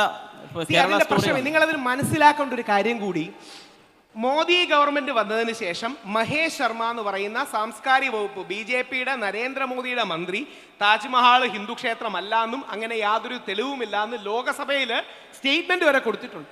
ഇതിന്റെ എന്താ ഇവർ ഈ തീവ്ര ഹിന്ദുത്വവാദികളുടെ പ്രത്യേകത എന്ന് പറഞ്ഞാൽ അവരുടെ ജീവിതത്തിൽ വല്ലാത്തൊരു ശൂന്യതയാണുള്ളത്. അതായത് പരസ്പരം സപ്പോർട്ട് ചെയ്യാൻ ആൾക്കാരില്ല, അല്ലെങ്കിൽ വേണ്ട രീതിയിൽ ഐക്യമില്ല. അപ്പോൾ ഒരു ശത്രുവിനെ നിർമ്മിക്കാൻ വളരെ ബൊംബാസ്റ്റിക് ആയ ഒരു കഥ വേണം. ഒരു ശത്രുവിനെ നിർമ്മിക്കാൻ വലിയ പഞ്ചുള്ള കഥ വേണം. ഗോഡ്സെ എങ്ങനെ ജെനുവിൻലി വിശ്വസിച്ചിരുന്നത് മഹാത്മാഗാന്ധി പാകിസ്ഥാന്റെ രാഷ്ട്രപിതാവാണെന്നാണ്. അതായത് ഗോഡ്സെ വിശ്വസിച്ചിരുന്നത് മഹാത്മാഗാന്ധിയെ ഞാൻ കൊന്നു കഴിഞ്ഞാൽ ആൾക്കാരെന്നെ തോളിലേറ്റി ആനന്ദ നൃത്തം ചവിട്ടുമെന്നാണ് ഗോഡ്സെ വിശ്വസിച്ചിരുന്നത്. ഇതിൻ്റെ പ്രശ്നം അതൊരു ലൈനാണ്, അതൊരു മനോരോഗമാണ്. അതിനെ ചികിത്സിക്കാനേ പറ്റുള്ളൂ, അതിനെ പറഞ്ഞു തിരുത്താനേ പറ്റുള്ളൂ. സ്നേഹത്തോടെ പറഞ്ഞ് അതങ്ങനെ അല്ലെന്നും ഇതൊരുതരം ഭ്രാന്താണെന്നും ഈ ഭ്രാന്ത് കൊണ്ട് യാതൊരു കാര്യവുമില്ലെന്നും ആ തിരിച്ചറിവിലേക്ക് അവരെ കൊണ്ടുവരണം. ഇടയ്ക്ക് ശശികല ടീച്ചർ ഒരു പോസ്റ്റ്, എനിക്ക് ശശികല ടീച്ചറുടെ വ്യക്തിപരമായ ഒരു വിരോധമല്ല കേട്ടോ, ആശയപരമായ യോജിപ്പില്ലെന്നേ ഉള്ളൂ. ശശികല ടീച്ചർ പറയുന്നുണ്ട് മഹാത്മാഗാന്ധിയെ ബ്രിട്ടീഷുകാർ ഇറക്കിയതാണ്, അവരുടെ ഒരു പോസ്റ്റാണ്. ശരിക്കും കൊന്ന ഗോഡ്സെക്ക് പോലും അഭിപ്രായമില്ലായിരുന്നു. അതായത് മഹാത്മാഗാന്ധിയെ നെഞ്ചിലേക്ക് വെടിവെച്ചു വന്ന ഗോഡ്സെക്ക് പോലും മഹാത്മാഗാന്ധി ബ്രിട്ടീഷുകാർ ഇറക്കിയതാണെന്ന് അഭിപ്രായം. ശശികല ടീച്ചർ നമ്മുടെ അഭിലാഷ് റിപ്പോർട്ടറിലുണ്ടായിരുന്നപ്പോൾ അഭിലാഷിനോട് ഒരു ഇൻ്റർവ്യൂ കൊടുത്തത് വൈറലായിട്ടുണ്ടായിരുന്നു. അതിൽ ശശികല ടീച്ചർ മഹാത്മാഗാന്ധി അഴിമതിക്കാരനാണ്, ഖിലാഫത്തിൻ്റെ സമ്പത്ത് ഉപയോഗിച്ചാണ് ഇവിടെ 1921 കലാപം നടത്തിയെന്ന് പറയുന്നു. യഥാർത്ഥത്തിൽ കൊന്ന ഗോഡ്സെക്ക് പോലും ഒരു കാഴ്ചപ്പാടില്ല, RSSന്റെ നേതാക്കൾക്കോ നരേന്ദ്രമോദിക്കോ കാഴ്ചപ്പാടില്ല. കാണിക്കാനാണെങ്കിലും ഇടയ്ക്കിടയ്ക്ക് ഗാന്ധി ഭക്തി കാണിക്കാറുണ്ട്. അപ്പോൾ ഇതൊരു ലൈനാണ്. ഇവരെ പറഞ്ഞു തിരുത്താതെ വേറെ വഴിയില്ല. ഇവരെ പറഞ്ഞു തിരുത്താതെ നിങ്ങൾ വിശ്വസിക്കുന്നത് വിഡ്ഢിത്തരമാണെന്ന് പറയാതെ ഹിന്ദുത്വവാദികളെ തിരുത്താമെന്ന് വിചാരിക്കാം. ഇപ്പോൾ വേറൊരു വിഷയം, ഇപ്പോൾ നേരത്തെ തന്നെ പറഞ്ഞപ്പോൾ ആരിഫ് ഹുസൈനൊക്കെ ആയിട്ട് അങ്ങ് ഡിബേറ്റ് നടത്തിയതാണ്. അതായത് ഇപ്പോൾ ഈ എസൻസ് ഗ്ലോബൽ, അതുപോലെ തന്നെ നാസ്തിക മോർച്ച എന്നാണ് ഇപ്പോൾ നമ്മൾ അവരെ വിശേഷിപ്പിക്കുന്നത്. അതായത് ഈ നാസ്തികർ, അതായത് നിരീശ്വരവാദികളാണ് ഞങ്ങൾ, യുക്തിവാദികളാണ് എന്നൊക്കെ പറയുന്ന ആളുകൾ ഈ ഇസ്ലാമോഫോബിയയുടെ കോടാലിക്കൈകളായിട്ട് മാറിയിരിക്കുകയാണ്. ഇവരെ എങ്ങനെയാണ് നമ്മൾ 2-3 കാര്യങ്ങളാണ്. വേറെ എന്താ വഴി? അതായത് 1944 ഗാന്ധിജിയെ കൊല്ലാൻ ഗോഡ്സെ വരുന്നുണ്ട്. ഗോഡ്സെ 4-5 പ്രാവശ്യം ശ്രമിക്കുന്നുണ്ട് മഹാത്മാഗാന്ധിയെ കൊല്ലാൻ. 1944 ഗോഡ്സെ ഗാന്ധിജിയെ കൊല്ലാൻ ഒരു കത്തിയുമായി വരുമ്പോൾ ആൾക്കാർ പിടിച്ചു മാറ്റുക. അപ്പോൾ ഇവരെല്ലാം കൂടെ പോലീസിൽ ഏൽപ്പിക്കാൻ തുടങ്ങുമ്പോൾ ഗാന്ധിജി ഗോഡ്സെയോട് അങ്ങോട്ട് പറയുകയാണ്, നിനക്ക് എന്നോട് എന്തോ വിരോധം ഉള്ളതുകൊണ്ടാണല്ലോ നീ എന്നെ കൊല്ലാൻ വന്നത്. അല്ല, നമ്മൾ തമ്മിൽ വ്യക്തിപരമായ വിരോധമൊന്നുമില്ലല്ലോ. നിനക്ക് എന്നോട് എന്തോ ഒരു വിരോധമുണ്ട്, അതുകൊണ്ടല്ലേ കൊല്ലാൻ വന്നത്. നീ എൻ്റെ കൂടെ 8 ദിവസം വന്ന് സേവാഗ്രാം ആശ്രമത്തിൽ താമസിക്കുക, നമുക്ക് സംസാരിച്ച് അഭിപ്രായ ദിവസം ഉണ്ടെങ്കിൽ മാറ്റാം. ഇതല്ലാതെ വേറൊരു വഴിയില്ല. അതായത് ഈ ആൾക്കാർക്ക് വളരെ ജെനുവിനായി, ചില ആൾക്കാർ മോട്ടിവേറ്റഡ് ആണ്, ഇല്ലെന്ന് പറയുന്നില്ല, ചില വിമർശനമല്ല, അത് അധിക്ഷേപമാണ്. വിമർശനമല്ല, അധിക്ഷേപമാണ്, മോശമാണ്. ഞാനും പുള്ളിയും കൂടെ, എനിക്ക് ഇവിടെ പറയാൻ പോലും താല്പര്യമില്ല, വിശുദ്ധ പുസ്തകങ്ങളെ കുറിച്ച് നെഗറ്റീവായിട്ട് പറയുന്ന ഒരു ചാനൽ ചർച്ച ചെയ്ത് ഞാനും പുള്ളിയും കൂടെ ഒരു ന്യൂസ് 18 ചർച്ചയിലാണ്, വളരെ ഫൈറ്റ് ചെയ്യുന്നുണ്ട്. കാര്യം നമ്മൾ ചെറിയ പ്രായം മുതൽ പരിശുദ്ധ ബൈബിളെന്നും വിശുദ്ധ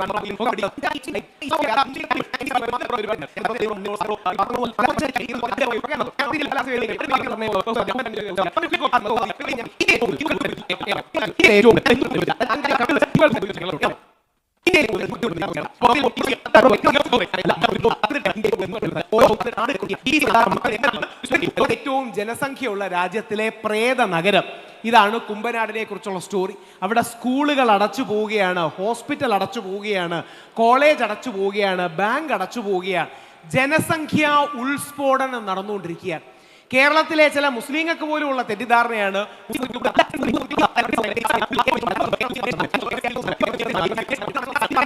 നാർക്കോട്ടിക് ജിഹാദ്, മറ്റേ ജിഹാദ്, ഹിജാബ്.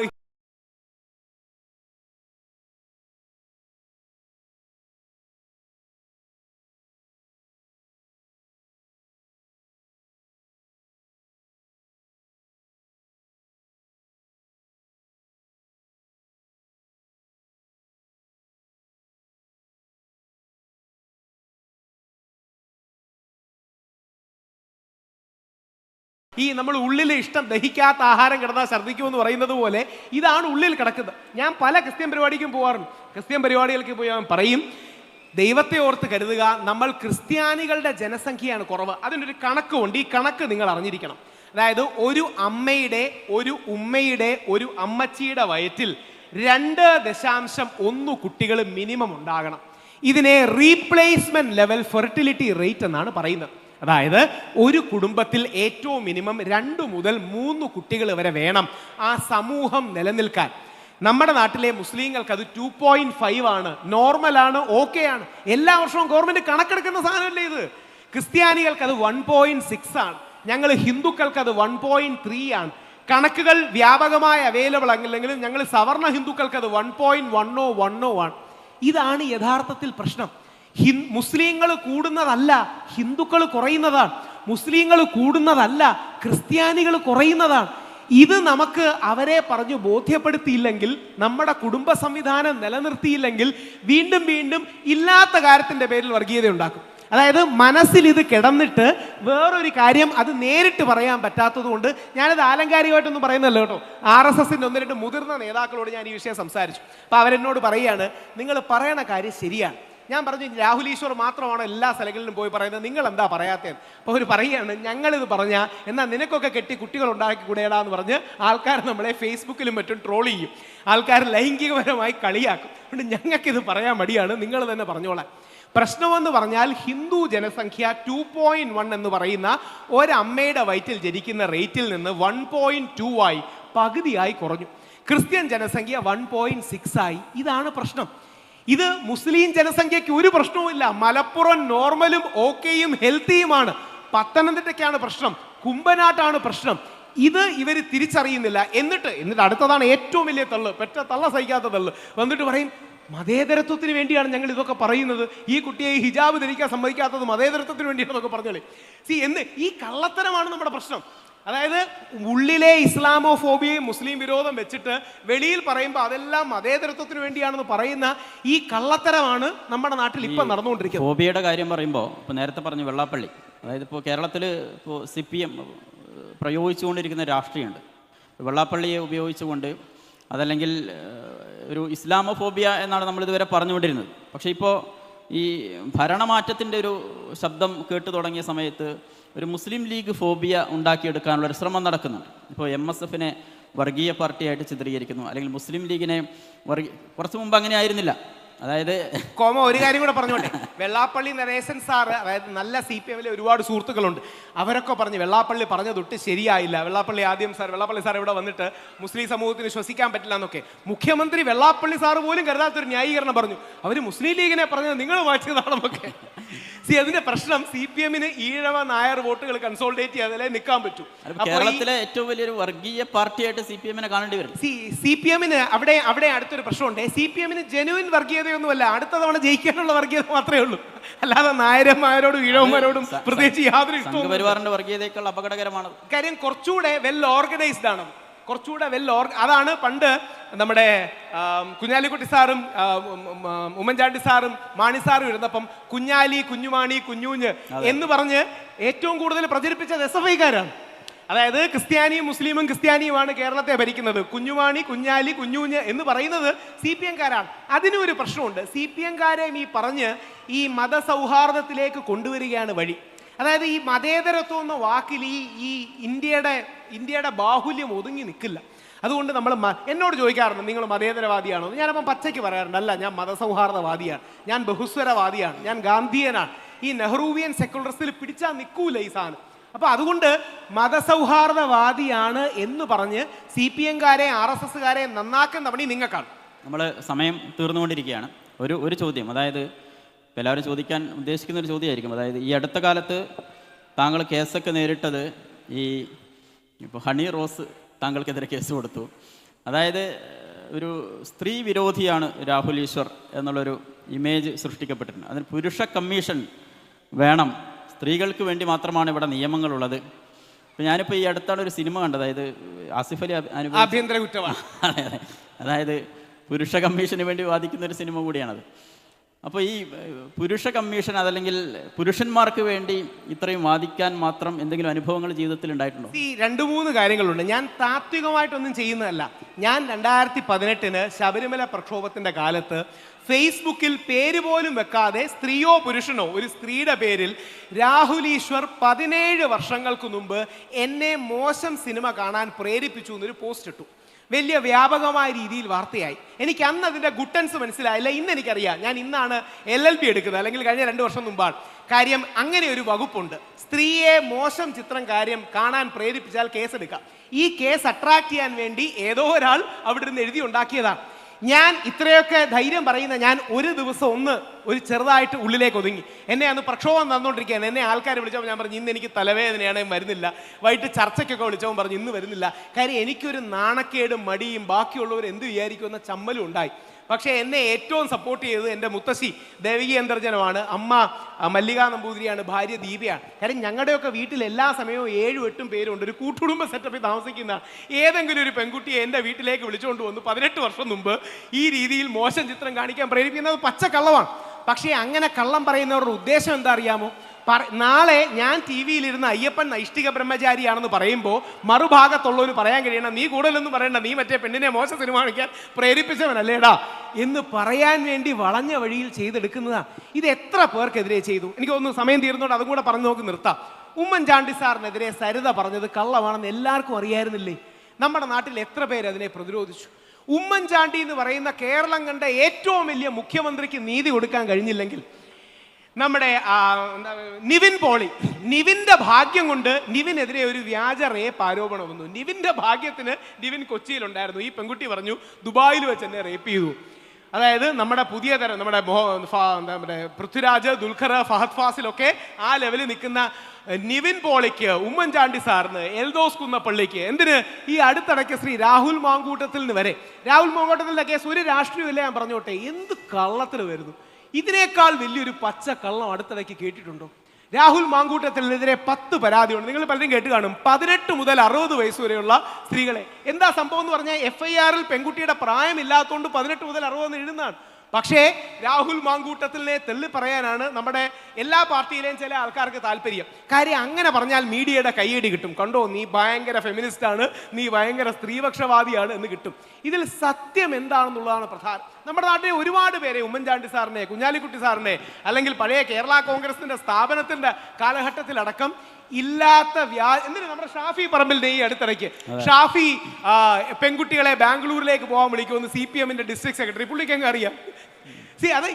ഇത് ആരും ചോദിക്കുന്നില്ല. അതായത് പഴയ ശങ്കരാടി, നമ്മുടെ ഈ സിനിമ ഞങ്ങൾ സംസാരിച്ചുകൊണ്ട് വരികയായിരുന്നു. ശങ്കരാടി സന്ദേശത്തിൽ പറയുന്ന പോലെ മറുഭാഗത്ത് കുറച്ച് കഴിവും മിടുക്കുമുള്ളവരെ പിള്ളേർ വന്നിട്ടുണ്ട്, അവരെ എല്ലാം നമുക്ക് പെണ്ണ് കേസിൽ പെടുത്തി ഇല്ലാതാക്കാം എന്ന് ചിന്തിക്കുന്ന ചില ആൾക്കാരുണ്ട്. ഇനി അവരുടെ ഭാഗത്ത്, CPM-ന്റെ ഭാഗത്ത് ആർക്കെങ്കിലും വന്നാലും നമ്മൾ സപ്പോർട്ട് ചെയ്യണം. ഞാൻ മുകേഷിനെ അദ്ദേഹം വിളിച്ചിട്ട് വീട്ടിൽ പോയി കണ്ടതാ. ശ്രീ മുകേഷിനെതിരെ വ്യാജ പരാതി എന്നാ. നമ്മളിത് അങ്ങോട്ടും ഇങ്ങോട്ടും ഉപയോഗിക്കരുത്. കാരണം നിങ്ങൾ ഓർക്കുക, നമ്മുടെ അച്ഛൻ, നമ്മുടെ സഹോദരൻ, നമ്മുടെ മകൻ ജയിലിൽ നിന്ന് ഒരു വ്യാജ പരാതി അകലത്തിൽ മാത്രമാണ്. നമ്മുടെ അച്ഛൻ, നമ്മുടെ സഹോദരൻ, നമ്മുടെ മകൻ ജയിലിൽ നിന്ന് ഒരു വ്യാജ പരാതി അകലത്തിൽ മാത്രമാണ്. നോർത്ത് ഇന്ത്യയിൽ തീവ്ര ഹിന്ദുത്വവാദികൾക്ക് കൂടുതൽ ശക്തിയുള്ളതുകൊണ്ട് അവരവിടെ മുസ്ലിങ്ങളെയാണ് പലപ്പോഴും പിടിച്ച് ടാർഗറ്റ് ചെയ്യുന്നത്. കേരളത്തിൽ ഈ തീവ്ര ഫെമിനിസ്റ്റുകൾക്ക് അപ്പർ ഹാൻഡ് ഉള്ളതുകൊണ്ട് പുരുഷന്മാരെയാണ് ടാർഗറ്റ് ചെയ്യുന്നത്. അങ്ങനെയാണ് സിദ്ദിഖ് കാപ്പൻ 1.5 വർഷം ജയിലിൽ കിടക്കുന്നത്. ഒരു കാര്യമില്ല, റിപ്പോർട്ട് ചെയ്യാൻ പോയി, നീ റിപ്പോർട്ട് ചെയ്യുന്നത് തെറ്റായിരിക്കുമെന്ന് മുൻകൂട്ടി കണ്ട് UP പോലീസ് അറസ്റ്റ് ചെയ്ത് 1.5 വർഷം ജയിലിലിടുന്നത്. അല്ലെങ്കിൽ ഇവിടെ പല ആൾക്കാരും അങ്ങനെ കിടക്കേണ്ടി വരുന്നത് മറ്റുള്ളവന്റെ പുറത്ത് കുതിര കയറി രാഷ്ട്രീയ മൂലധനം നിർമ്മിക്കാനുള്ള ചില ആൾക്കാരുടെ ആഗ്രഹമാണ്. ഒന്നുകൂടെ പറയാം, മറ്റുള്ളവന്റെ പുറത്തു കുതിര കയറി രാഷ്ട്രീയ മൂലധനം നിർമ്മിക്കാനുള്ള ആൾക്കാരുടെ താല്പര്യമാണ്. ഓക്കെ, നമുക്ക് അവസാനിപ്പിക്കാം. സമയം അവസാനിച്ച് നമുക്ക് അനുവദിക്കപ്പെട്ട സമയം തീർന്നിട്ടുണ്ട്. ഒരു അവസാനത്തെ ഒരു ചോദ്യം, അതായത് കേരളത്തിൽ ഇപ്പോൾ മുസ്ലിം ഡിബേറ്റർമാരെക്കാൾ കൂടുതൽ ജിഹാദി വിളി കേട്ടുകൊണ്ടിരിക്കുന്ന ഒരാളാണ് ഇരിക്കുന്നത്. അപ്പോൾ പേടിയുണ്ടോ എന്നാണ് ചോദ്യം. എന്നെ 2-3 ആൾക്കാർ ജിഹാദിയാന്ന് വിളിച്ചു. ഞാൻ പറഞ്ഞു, കഴിഞ്ഞ നൂറ്റാണ്ടിലെ ഏറ്റവും വലിയ ജിഹാദി. ഇത് പറയുന്നത് രാഹുൽ ഈശ്വർ അല്ല, MJ അക്ബർ എന്ന് പറയുന്ന അത്യാവശ്യം ഇന്ത്യയിലെ ഏറ്റവും പ്രസിദ്ധനായൊരു പത്രപ്രവർത്തകനുണ്ട്. MJ അക്ബറിന്റെ മഹത്വം കാരണം BJP-കാരനല്ലാഞ്ഞിട്ട് പോലും നരേന്ദ്രമോദിജി MJ അക്ബറിനെ മന്ത്രിയാക്കിയ മറ്റുണ്ടായി. അദ്ദേഹത്തിനും ഈ വ്യാജ മീറ്റൂവിലാണ് സ്ഥാനം നഷ്ടപ്പെടുന്നത്. ഇന്ത്യയുടെ നിലപാട് പാകിസ്ഥാന്റെ പ്രശ്നത്തിന് ശേഷം ലോകത്ത് വിശദീകരിക്കാൻ ശശി തരൂറിനെ MJ അക്ബറിനെയൊക്കെയാണ് വിടുന്നത്. ആ ചോദ്യം ചോദിച്ചത് നന്നായി. അവസാനിപ്പിക്കാൻ പറ്റിയ കമന്റ് അതാണ്. MJ അക്ബർ പറയുന്നത് ലോക ചരിത്രത്തിലെ ആദ്യ അമുസ്ലിം ജിഹാദി ഇന്ത്യയുടെ രാഷ്ട്രപിതാവായ മഹാത്മാഗാന്ധിയാണെന്നാണ്. അതായത് ബ്രിട്ടീഷ് സാമ്രാജ്യത്തിനെതിരെ ധർമ്മത്തിന്റെ, നീതിയുടെ, ന്യായത്തിന്റെ പേരിൽ ഗാന്ധിജിയാണ് ബ്രിട്ടീഷ് സാമ്രാജ്യത്തിനെതിരെയുള്ള ജിഹാദ് നയിച്ചത്. ആ അർത്ഥത്തിൽ ജിഹാദ് എന്ന് പറയുന്നത്, ക്രൂസൈഡ് എന്ന് പറയുന്നത്, ധർമ്മയുദ്ധം എന്ന് പറയുന്നത് സത്യത്തിനും നീതിക്കും വേണ്ടിയുള്ള പോരാട്ടമാണ്. അങ്ങനെ കേൾക്കാൻ എനിക്ക് സന്തോഷമേ ഉള്ളൂ. ആ ധർമ്മയുദ്ധവും ജിഹാദും ഞാൻ കണ്ടിന്യൂ ചെയ്യും എന്ന് ഉറപ്പിച്ചുകൊണ്ട് ഞാൻ അവസാനിപ്പിക്കും. സദസ്സിന് ഒരു ചോദ്യം ചോദിക്കാനുള്ള അനുവാദം സംഘാടകർ തന്നിട്ടുണ്ട്. ആരാണ് ഒരു ചോദ്യക്കാരൻ? യെസ്, സമയം കുറവുകൊണ്ടാണ്. സാറിന്റെ പേരും കൂടെ.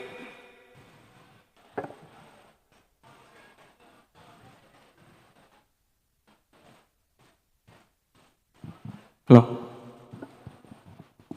എൻ്റെ പേര് ജാഫറാണ്. പിന്നെ വിഷയം കാലികം എന്നതായതുകൊണ്ട് ഒരു ചോദ്യം ചോദിക്കാതിരിക്കാൻ പറ്റില്ല. അതായത് ഈ അടുത്ത കാലത്തായിട്ട് പിന്നെ നമ്മുടെ കേരളത്തിൽ വന്ന വിദ്യാഭ്യാസ രംഗത്ത് വന്നൊരു മാറ്റം അറിയാലോ. നമ്മൾ PM ശ്രീ പദ്ധതിയിൽ ഒപ്പുവെച്ചു എന്നുള്ളതാണ്. എൻ്റെ അഭിപ്രായത്തിൽ അത് ന്യൂ എഡ്യൂക്കേഷൻ പോളിസി എന്ന് പറയുന്ന RSSൻ്റെ ഒരു പദ്ധതി ഒളിച്ചു കടത്താനുള്ള ഒരു പരസ്യമായിട്ടുള്ള ഒരു പദ്ധതിയാണ്. പ്രധാനമന്ത്രി പോലും അതിനെക്കുറിച്ച് വിശേഷിപ്പിച്ചത് അങ്ങനെയാണ്. അല്ലെങ്കിൽ വിദ്യാഭ്യാസത്തിൻ്റെ ഒരു സാഫ്രണൈസേഷൻ എന്ന് തന്നെയാണ് അതുകൊണ്ട് ഉദ്ദേശിക്കുന്നത്. ഇതിനെക്കുറിച്ച് താങ്കളുടെ അഭിപ്രായം എന്താണ്? അതുപോലെ തന്നെ ഇത് നമ്മുടെ വിദ്യാഭ്യാസ മേഖലയെ ഏത് രീതിയിൽ ബാധിക്കും എന്നുള്ള ഒറ്റ ചോദ്യമാണ് എനിക്ക് ചോദിക്കാനുള്ളത്. ഓക്കെ, അതും കൂടെ പറഞ്ഞ് 1 മിനിറ്റ് കൺക്ലൂഷൻ കൂടെ പറഞ്ഞ് അവസാനിപ്പിക്കാം. കാവ്യവൽക്കരണത്തിന്റെ ഏറ്റവും നല്ല മറുപടി എന്താണെന്നറിയാമോ? കാവ്യ വേണ്ട മതേതരത്വം എന്ന് പറയുന്നതിനേക്കാൾ കാവ്യവൽക്കരണത്തിന്റെ ഏറ്റവും നല്ല മറുപടി ത്രിവർണവൽക്കരണമാണ്. സാഫ്രണൈസേഷന്റെ ഏറ്റവും നല്ല മറുപടി ട്രൈ കളർ വൽക്കരണമാണ്. അങ്ങനെ അവർ ഹിന്ദുത്വ എലിമെന്റ്സ് കൊണ്ടുവരാൻ ശ്രമിച്ചാൽ നമ്മൾ കൂടുതൽ ഇന്ത്യയുടെ ബഹുസ്വരത ഉയർത്തിപ്പിടിക്കുന്ന, മതസൗഹാർദ്ദം ഉയർത്തിപ്പിടിക്കുന്ന, ഐക്യം ഉയർത്തിപ്പിടിക്കുന്ന കാര്യങ്ങൾ മുമ്പോട്ട് കൊണ്ടുവരുമ്പോൾ അത് ന്യൂട്രലൈസ്ഡ് ആയി പോവും. നേരെ തിരിച്ച് ചിലപ്പോഴെങ്കിലും കോൺഗ്രസിന് പറ്റുന്ന ഒരു പ്രശ്നം, അപ്പുറത്ത് നരേന്ദ്രമോദി എന്ന് പറയുന്ന ഫുൾ ടൈം പൊളിറ്റീഷ്യൻ ഇട്ടുകൊടുക്കുന്ന ചില കാര്യങ്ങൾ ഇവർ പിടിച്ച് കടിച്ചു തൂങ്ങി ഫൈറ്റ് ചെയ്യും. അങ്ങനെയല്ല, പകരം ശ്രീ രാഹുൽ ഗാന്ധി ഇന്നേ വരെയുള്ള 13 വർഷത്തിൽ നരേന്ദ്രമോദിക്ക് മുകളിൽ നിന്ന് ഒരു അവസരം ഏതാണെന്നറിയാമോ? നരേന്ദ്രമോദിയുടെ മുമ്പിൽ രാഹുൽ ഗാന്ധി പ്രതിപക്ഷ നേതാവായിട്ടുള്ള ആദ്യ സ്പീച്ചിൽ അദ്ദേഹം വ്യത്യസ്ത ചിത്രങ്ങൾ ഉയർത്തി കാണിച്ചു. പരമശിവന്റെ, യേശുക്രിസ്തുവിന്റെ, പരിശുദ്ധ മക്കയുടെ ഒക്കെ ചിത്രം ഉയർത്തി കാണിച്ചു. എന്നിട്ട് പരമശിവന്റെ ചിത്രം ഉയർത്തി കാണിച്ചിട്ട് രാഹുൽ ഗാന്ധി പറഞ്ഞത് ഗാന്ധി സിന്ദാഹെ എന്നാണ്. അതായത് ഗാന്ധി ഇന്നും ജീവിച്ചിരിക്കുന്നു എന്നാണ്. അപ്പോൾ ആ ഗാന്ധിജിയിലൂടെ, ത്രിവർണത്തിലൂടെ ഗോഡ്സെക്ക് ഇന്ത്യക്ക് ത്രിവർണ പതാകയ്ക്ക് പകരം കാവി പതാക വേണമെന്നായിരുന്നു. ഗാന്ധിജിയെ കൊല്ലാൻ ഗോഡ്സെ പറയുന്ന കാരണങ്ങളിൽ ഒന്ന് ഈ കാവി പതാക മാറ്റി ത്രിവർണ പതാകയാക്കാൻ നിർബന്ധിച്ചത് മഹാത്മാഗാന്ധിയാണെന്നുള്ളതാണ്. ആ കാവ്യവൽക്കരണത്തിന്റെ ശക്തമായ മറുപടി ത്രിവർണവൽക്കരണമാണ്. 1 മിനിറ്റിൽ എൻ്റെ കൺക്ലൂഷൻ കൂടെ പറഞ്ഞ് അവസാനിപ്പിക്കാം. ഈ താത്വികം എല്ലാം പറയുന്ന നല്ലതാണ്. ഇനി 6 മാസമേ ഇലക്ഷൻ ഉള്ളൂ. അതാണ് അതിൻ്റെ സത്യം. 2026 ഇലക്ഷൻ ഇനി ഏപ്രിൽ മെയ് മാസങ്ങളിലാണ്. 6 മാസമേ ഉള്ളൂ. നമ്മുടെ കോൺഗ്രസ്, അതായത് എൻ്റെ മുത്തശ്ശനൊക്കെ കോൺഗ്രസ് പാർട്ടിയെ ഇഷ്ടപ്പെടുന്നതും ചേർന്ന് നിൽക്കുന്നതുമാണ്. ഇന്ദിരാഗാന്ധിയുടെ ഒക്കെ വീട്ടിൽ പോയിട്ടുണ്ട്. കോൺഗ്രസ് ഒരു കേഡർ പാർട്ടി അല്ല, അതുകൊണ്ട് കോൺഗ്രസ് നേതാക്കളുടെ പാർട്ടിയാണെന്ന് നമ്മുടെ പാണക്കാട് സാദിഖ് അലി തങ്ങൾ അവർ മനോരമ പറയുന്നത് പോലെ കേരളത്തിന് ഈ ഒരു തവണ കൂടെ CPM ഭരിക്കുകയാണെങ്കിൽ CPO നശിക്കും, കേരളവും നശിക്കും. ഞാനത് ആലങ്കാരികമായി പറയുന്നൊന്നുമല്ല. എൻ്റെ കൂടെ വന്നിരിക്കുന്ന എൻ്റെ ഡ്രൈവർ സുനിലുണ്ട്. പുള്ളി CPMൻ്റെ ആളാണ്, CPMൻ്റെ മെമ്പറാണ്. ഞങ്ങൾ തമാശയ്ക്ക് വരുമ്പോൾ സംസാരിക്കും. സുനിലും പറയും, ഒരു തവണ കൂടെ പാർട്ടി ഭരിച്ചാൽ നമ്മൾ തന്നെ നശിപ്പിക്കും, വേറെ ആരും നശിപ്പിക്കാൻ വേണ്ടി വരൂല. അതുകൊണ്ട് അടുത്ത തവണ പ്രായോഗികമായി വ്യത്യസ്ത സമുദായങ്ങളെ ഒരുമിപ്പിച്ച് നിർത്തി, കേരളത്തെ ഒരുമിപ്പിച്ച് നിർത്തി ഭരണം പിടിക്കേണ്ട ഒരു ഉത്തരവാദിത്വം മുസ്ലിം ലീഗിന് UDF-ഉമാണ്. ആ ഭരണം പിടിച്ചു കഴിഞ്ഞ് നിങ്ങൾ എന്നെ ഒന്നുകൂടെ വിളിക്കണം. അപ്പോൾ ഇവിടെ വീണ്ടും വരാൻ എനിക്ക് ഭാഗ്യം ഉണ്ടാകട്ടെ എന്ന് ഞാൻ പ്രാർത്ഥിക്കുന്നു. Thank you. എന്തായാലും വളരെ മനോഹരമായി നമ്മൾ